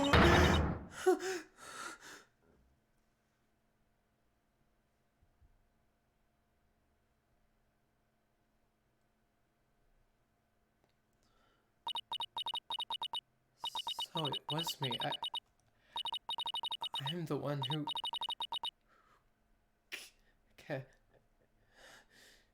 killed my mother. Athena! As I said, Wright, the truth isn't always pretty.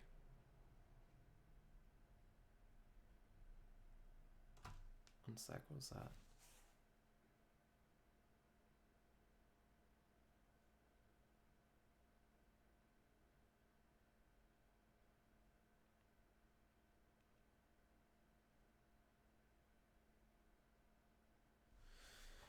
Go check the window real quick, because that was a very loud sound, whatever it was. It's too dark.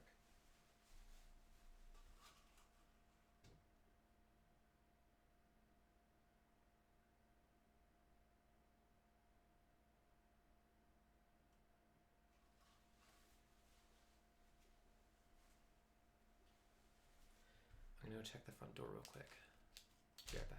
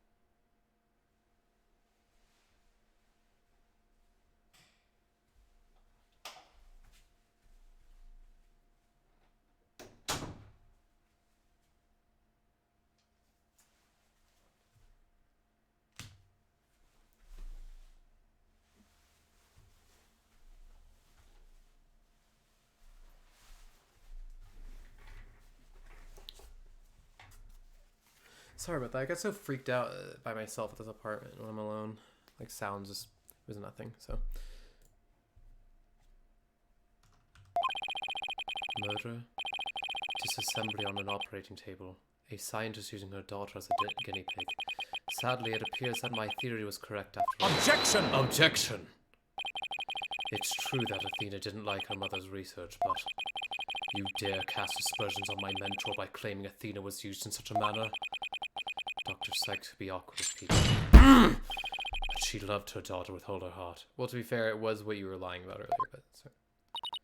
She loved me.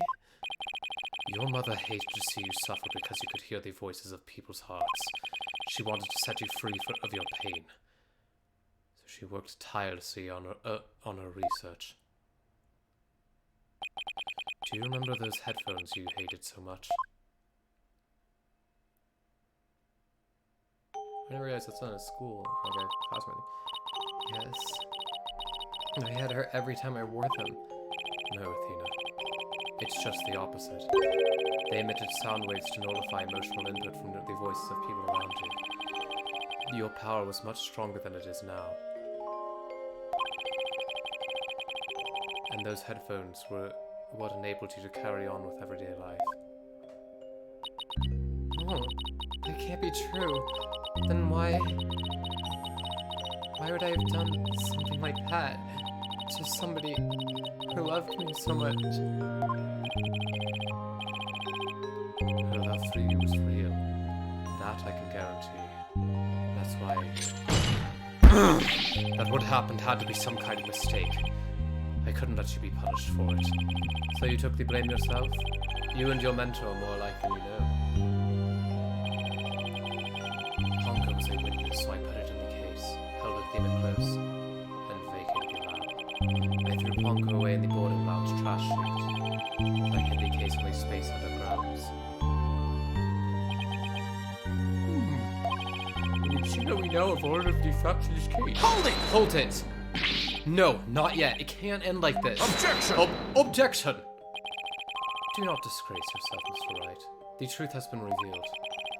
Or are you the type of man to turn your back to things that disagree with you? I'm not, but this... I can't give up now. I have to say something, anything. Even if it's a bluff. I've always managed to pull through that way in the past. I have to make it work. The defense is prepared to present evidence. Mr. Wright. Yes, Athena? It's okay. You can stop now. I don't want you or anyone else to suffer any longer for my sake. Athena, what are you saying? I killed my mother. That's the truth. It's just like Prosecutor said. We have to face it, no matter how much it hurts. I admit my guilt.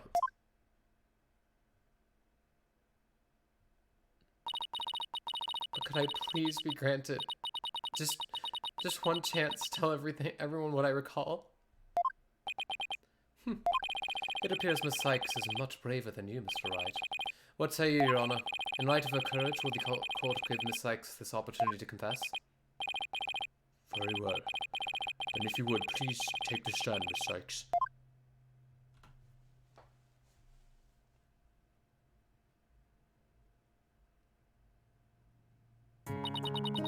Thank you for letting me do this, Prosecutor Edgeworth. And thank you, Mr. Wright and Prosecutor Blackwell, for letting the truth be known. Now we can finally move forward, and everyone's suffering can come to an end. Athena.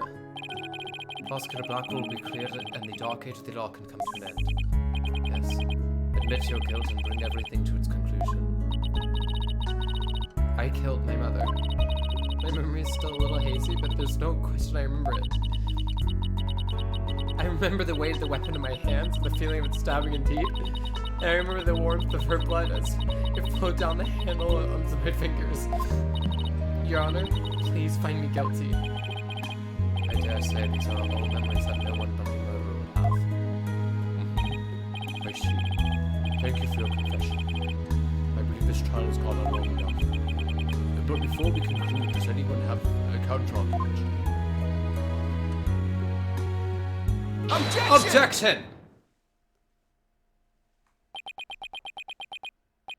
I do, Your Honor.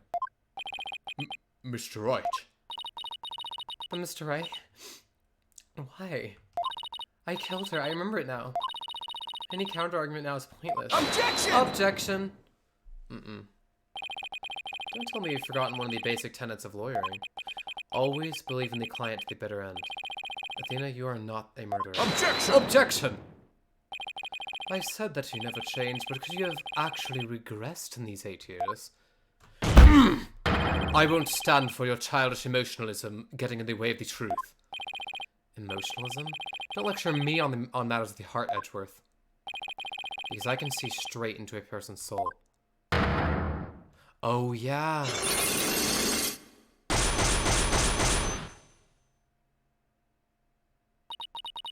I did a little research. I looked into those special psych locks you mentioned, Mr. Nick. Athena isn't trying to keep anything from you on purpose. For some reason, part of her heart and her memories are sealed off, even from herself.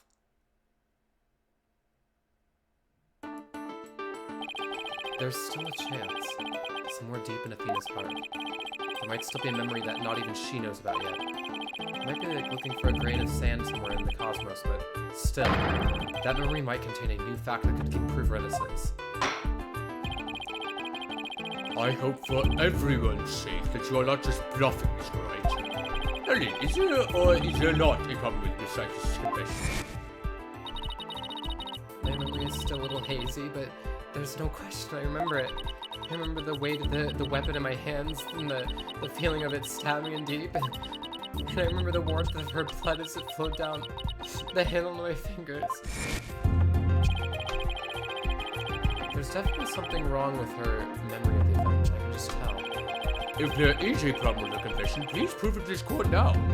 Wait a minute, so the blood went down to her hands, like seeped down the blade, right? So, I think we've seen this before. What we notice is it doesn't actually seep down much further than that midpoint, so there's no way the blood could have... Unless it's splattered, but still it would have hit the handle then, probably, right? Take that! Isn't that the katana the defendant used to kill the victim, Mr. Wright? I respectfully and vehemently disagree, Your Honor. But I remember it! I remember holding the weapon and getting blood on my fingers! That's exactly my point. The blood really did get on your fingers while you were holding it. There should be blood on the handle. But please focus on the handle of the sword. There's not a trace of blood on it. And therefore, this is clearly a contradiction of the facts. You're right. Oh my! Objection!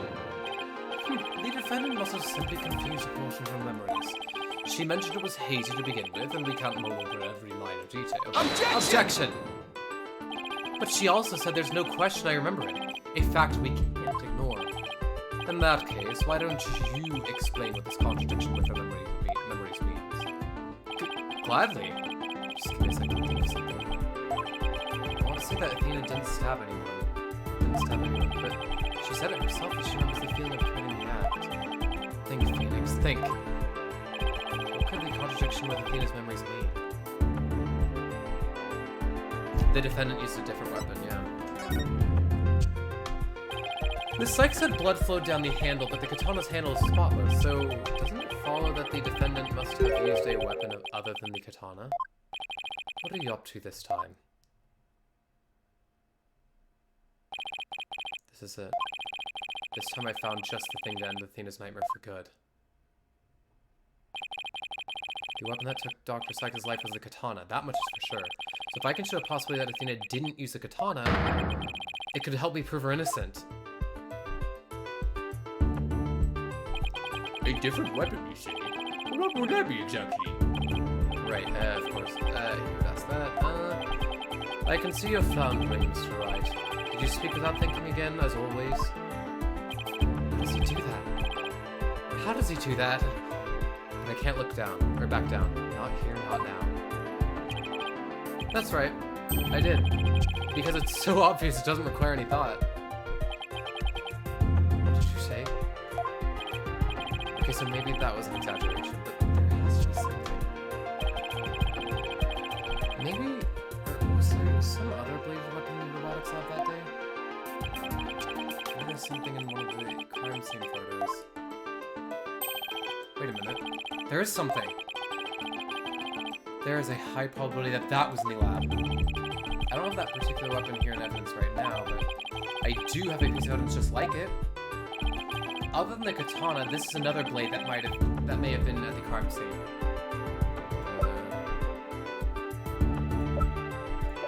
What is? Oh, the Space Center kids. They have those little tool thingies. Take that! But my electric murder weapon in Clay Tarrant case. Yes, this is the knife that took Mr. Tarrant's life. But there must have been a knife just like this they seen 7 years ago as well. Toolkits containing utility knives like this one are issued to Space Center employees. And a robotics lab especially would naturally have one of these. Objection! Objection! But besides the katana, no other bladed weapon was found at the site.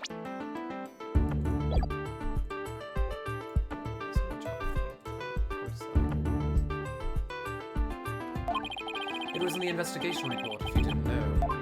Objection! Of course I knew that. Once you told me just now.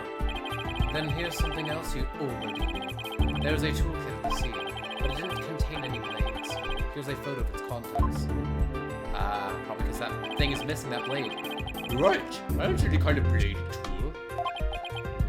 Isn't there something odd about the design of these handles? Therefore, there is no other bladed weapon in the room. Objection! Objection! I disagree. This toolkit contained a knife. A knife. And what proof do you have of that? Don't tell me your eye for art is failing you too, Mr. Edgeworth. You are the last person in the world who should be criticizing my aesthetic sense. No, you simply want to go for your ocular health. Please proceed, Mr. Wright. Notice that the handles of each of these tools have a sort of design on them. Oh, I certainly do. What significance does that have? It's clear that one of the tools is missing from this kit. If we rearrange the tools into a specific pattern, we might be able to tell which part of the overall design is missing. Is that the theory of the sense of aesthetics have to come up with? Just let it go, man. Show the court that, if you would. What pattern or design would we see if we were to rearrange the tools? The Space Center, where is it? Yeah, this one. Take that! And what design is this supposed to represent? The Gaiaxa logo, Your Honor. It's on all of the Space Center's documents and pamphlets. As you're aware, Gaiaxa is the program that operates the Cosmos Space Center. Look at how brightly the Gaiaxa logo shines in the sunlight above the entranceway. I really dig the stars and rocket motif it's got going. Gaiaxa, huh? Is that the new name of the Federal Space R&D program? Oh, I think I see it now. But yes, with just the tools shown in this photo. The red A part of the logo is missing. And this is where the murder weapon from the Terran case comes into play. If we replace the utility knife in the open slot... There we go, yeah. It would complete the Gaiaxa logo. so it would. And that means... Admit it, Mr. Edgeworth. My aesthetic sense is keener than yours. While you're at it, admit that the weapon Miss Sykes used could have been this one. No!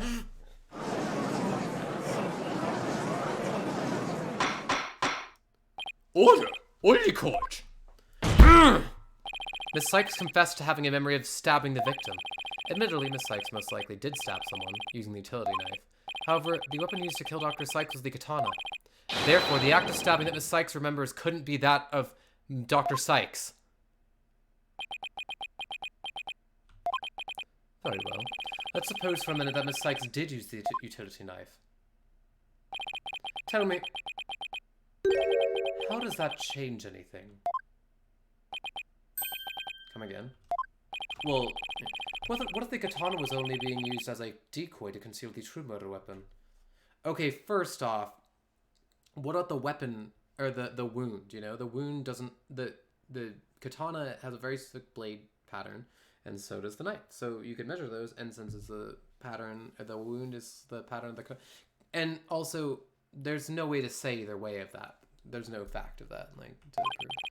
What if the real weapon that took the victim's life was the utility knife? Don't be ridiculous. Or are you changing the premise of your entire argument? I'm merely offering a hypothetical situation derived from your logic. Miss Sykes could have put blood on the katana to make it look like the murder weapon. But I think it would have been Simon to do something like that to help cover it up, because why would she do that? And then conceal the knife on her personage until Blackwood carries her away. That does clear the contradiction between Miss Sykes' memories and the evidence. If, in fact, the murder weapon is a utility knife, then fate has dealt you a for you have just proven the knife's existence to the rest of us with your own logic. Objection! The prosecution is attempting to lead the court. Objection! Objection! You're the one attempting to lead the court, Mr. Wright. By forcing us to forget the facts of this case. Need I remind you that there were only 2 people in the lab at the time of the murder? That the defendant herself recalls stabbing someone with her own hands. That was not one of the murder weapons of the katana or utility knife. As long as we know that the victim and the defendant were the only ones there, we cannot escape the fact that it was Athena Sykes who killed her own mother. I don't believe it. Why does this keep happening? Every time I find a contradiction, it vanishes and the suspicion keeps coming back. It's almost as if... Oh, you're finally starting to get it. Your contradictions keep vanishing because the charge is true. And the suspicion keeps coming back to the defendant because that's what belongs. Phoenix Wright. When will you open your eyes and accept the truth?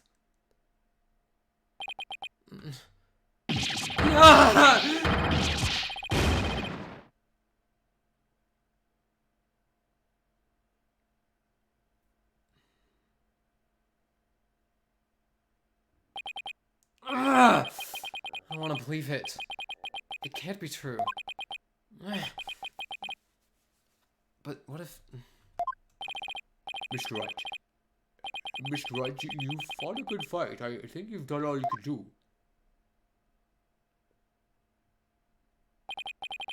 Is giving up really the only option?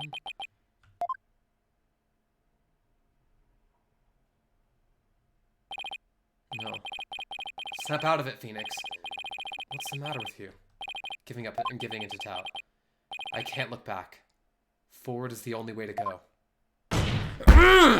No, Your Honor, not yet. It isn't over yet. Right. I can't lose sight of what's important. I believe in Athena, and I'll always believe in her. To the very end. A defense lawyer never gives up on his client. I have to pick myself up and stand firm. Make that brain of yours work, Phoenix. If I don't see a way, I'll just have to go back and look for one. Time to rethink this case thoroughly. Oh, here we go. I concede the fact that Athena must have stabbed someone with the utility knife. This must have been what Ponko witnessed as Athena's hug. The prosecutor Blackwell didn't see the knife at the scene. This means that someone must have removed it from the lab before he arrived. I'm taking the drone to the lab. 1 second, I need to check something.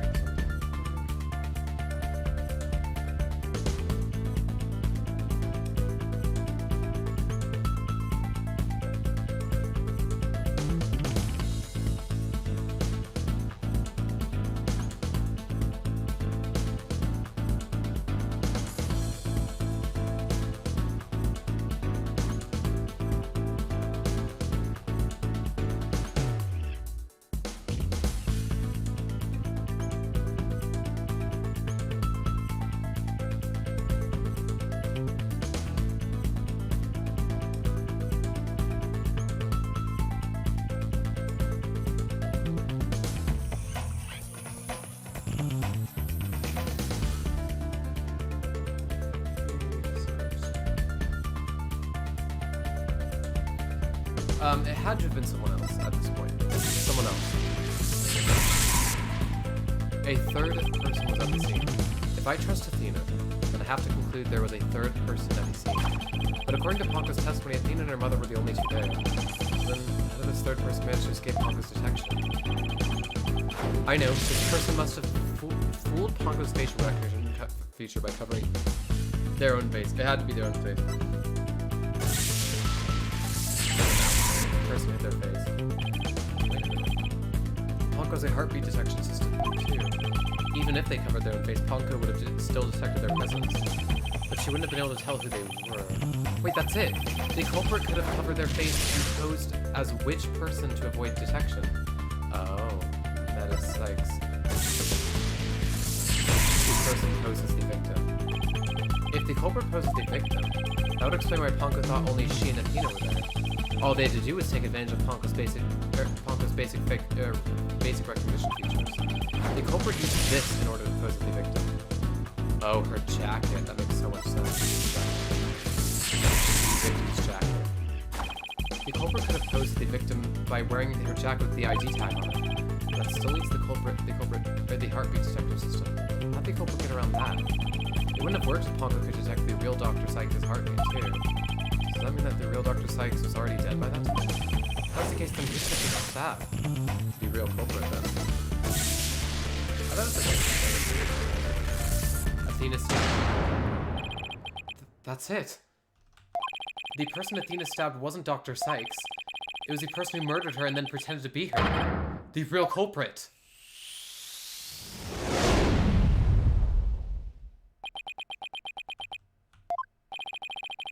Now that Mr. Wright has finally finished thinking, let us bring this to a swift end. Please give us your verdict, Honor, so that we can move on to hostage negotiations. Mm-hmm. You are absolutely right, Particle Edgewood. I hereby... Objection! I didn't say I was finished. I was only pausing for a second, because I realized something so shocking I had to take a break to digest it. But now, I know for a fact that Miss Sykes is innocent. But Ponko saw me. She witnessed the moment of the crime. Yes, Ponko did witness something. She saw the hug. In other words, the moment you used the utility knife.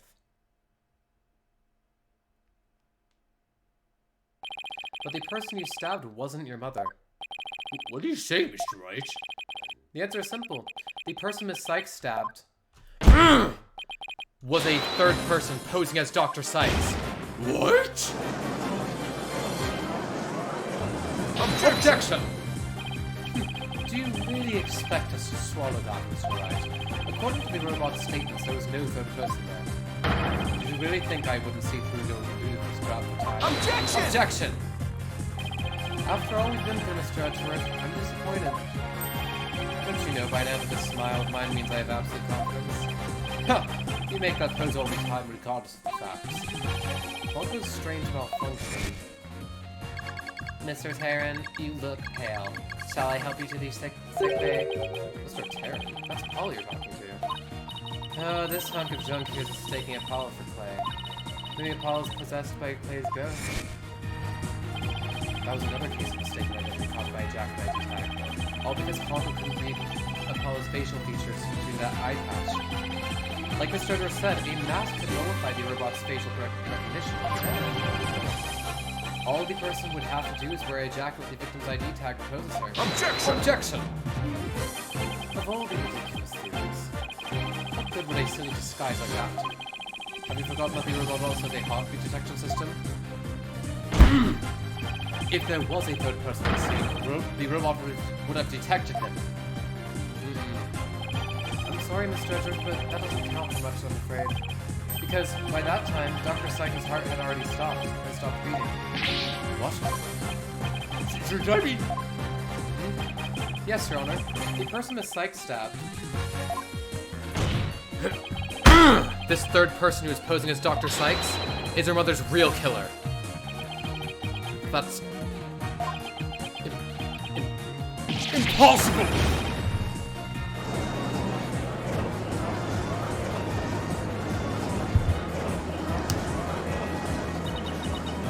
Mask. The person I stabbed was wearing a mask. Already caught. Mask. Mask? Yes, I remember it. Athena, what is it? I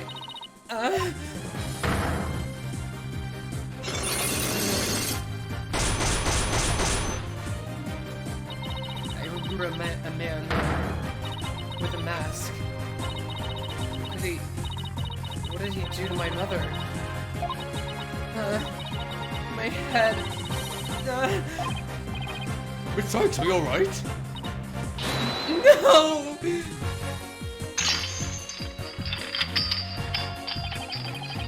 black cyclops. They're breaking.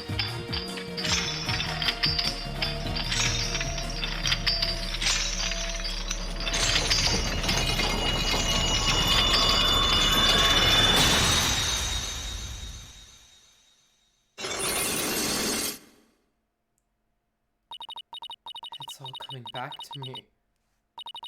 Everything that happened the day my mother was murdered.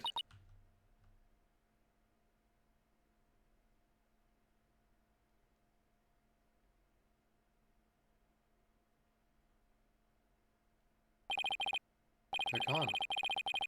The black cyclops are finally gone. You didn't really stab your mother, did you? It's alright, Athena. It's alright, Athena. Just tell us what you saw that day. I was, drawing a picture. And when I was done, I went to show it to my mom. I opened the door, and then...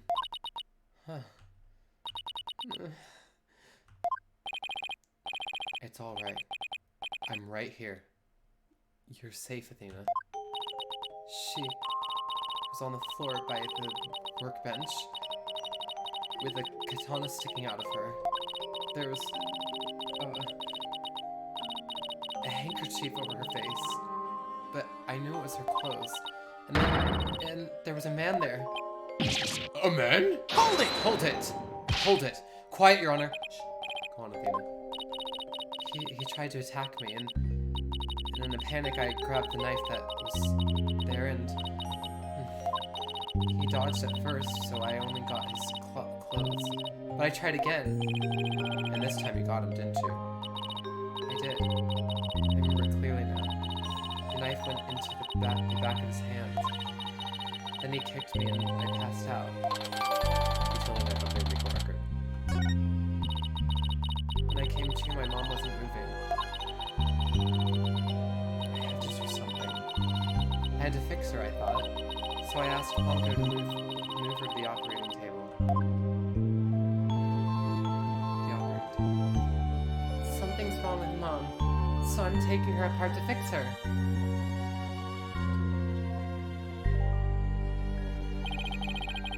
So that's why she said that. Your Honor, as you can see, the defendant has just given us critical new testimony.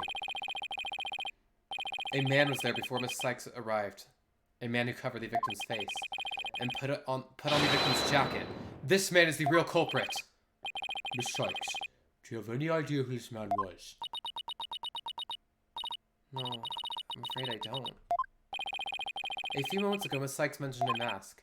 Athena, can you tell us anything else about that? Yes. The mask, it was my mom's Japanese theater mask. I think it was the one hanging on the wall of the lab. Ah, this mask hanging here on the wall. It was kind of spooky, that mask. My mom used to tell me that a no mask even has the power to turn an ordinary human being into a phantom. A phantom? It would seem that a new suspect has emerged. And that means that all suspicion against Miss Sykes has... Hold it. You see, this is precisely why I can't trust the court system. Athena Sykes is the murderer. I won't accept any other verdict. Miss Blackwell. This is not good. A new suspect. Where's the proof this person ever existed? Who says it wasn't all just a dream in the little princess's groggy little head? She's right.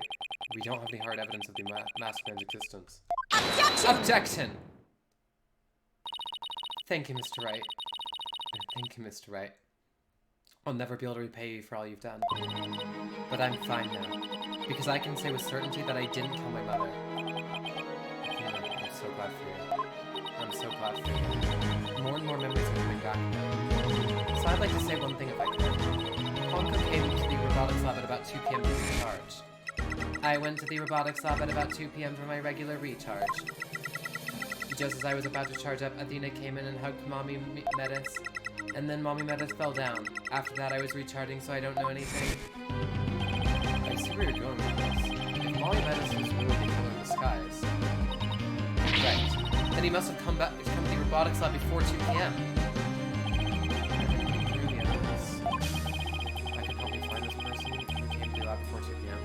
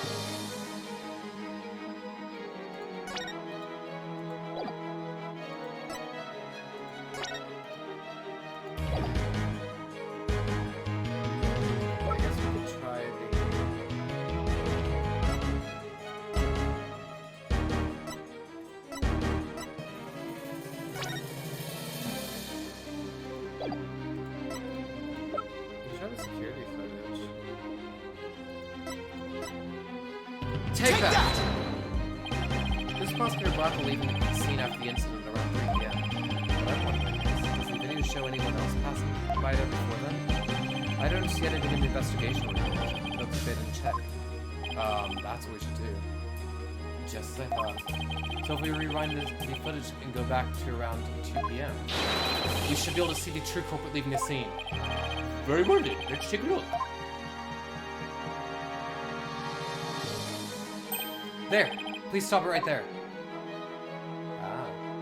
And the bloodied hand that's literally proving it. It's just like you said, there's a man leaving the scene of the crime. Sykes? Do you remember this person? That's him, I'm sure of it. He's wearing my mother's jacket. I did, but what I really wanted to see was her jacket. That jacket on display. That was Dr. Sykes? Dr. Sykes. Can you see it? There's this flash I made with the utility knife that day. And I'm sure that knife was under that jacket somewhere. So then, everything Miss Sykes said... Exactly. It proves that Miss Sykes' memory was correct. Dr. Sykes' killer arrived at the robotics lab before 2 p.m. He killed her and hit her face with a handkerchief. Then, he disguised himself with Dr. Sykes' jacket and mask that were there in the lab. The culprit probably knew beforehand that Ponko charged up at 2 p.m. every day. So he waited for Ponko to come to the lab for her regular recharge. With Dr. Sykes' jacket on, the culprit tricked Ponko into thinking he was Dr. Sykes, thereby making it look like she was alive up to that point in time. All to disguise the real time of death. Objection! Objection!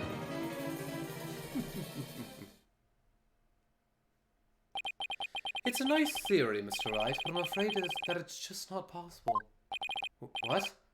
Why not? The victim's jacket is clearly visible right there in this video. And that right there is precisely the problem. The ID tag on the jacket at the scene confirms beyond doubt that it belonged to the victim. If the person who left the lab truly was wearing the victim's jacket, then how could it possibly have wound up back at the crime scene? What's going on? That doesn't make sense. Edgar's right. If the culprit was wearing the jacket, how did it get back to the lab? Probably the killer brought it back. The killer used the jacket as a disguise to make his escape. But in order to conceal that fact, he had to get the jacket back to the crime scene. So the culprit simply returned to the robotics lab later and planted it there. Contradiction resolved. Objection! Except that it would have been impossible. The only people who came to the robotics lab after killing her Prosecutor Blackwell and the people who reported the body. And they claimed that the jacket was there when they arrived. So when do you propose this mysterious man of yours had the chance to return the jacket? A puzzling question indeed. When had the chance to bring the jacket back? Well, when the body was found. The only time the culprit could have returned the jacket was when the body was found. Mr. Wright, do you realize the implication of that argument? I do. Most people, when they come across a murder, focus their attention on the body. The culprit could have taken advantage of that split second to plant the jacket.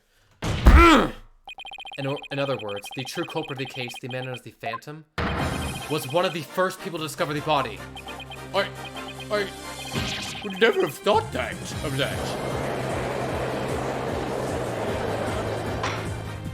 Order? What did you call it? What did you mean, Miss Pottsworth?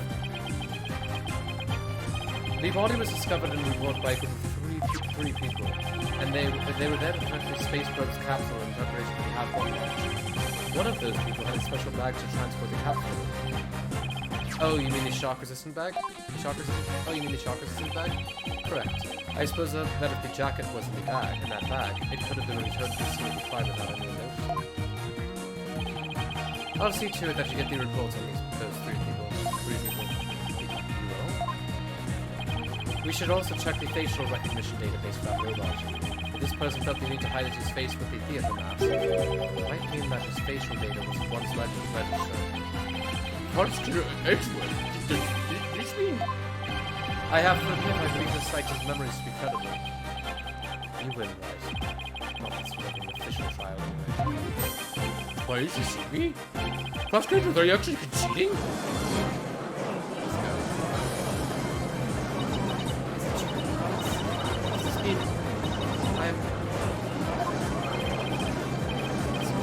What? I believe that both the and Prosecutor Blackwell are innocent.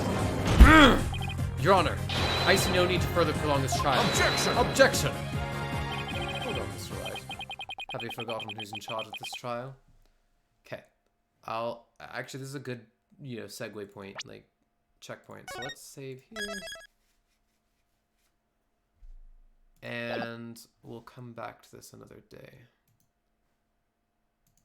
Alright guys, well thank you everyone for watching. I'll come back in the next couple of weeks, maybe a month or whatever, we'll see. But thank you everyone for watching, and yeah, I hope you have a good weekend that's coming up.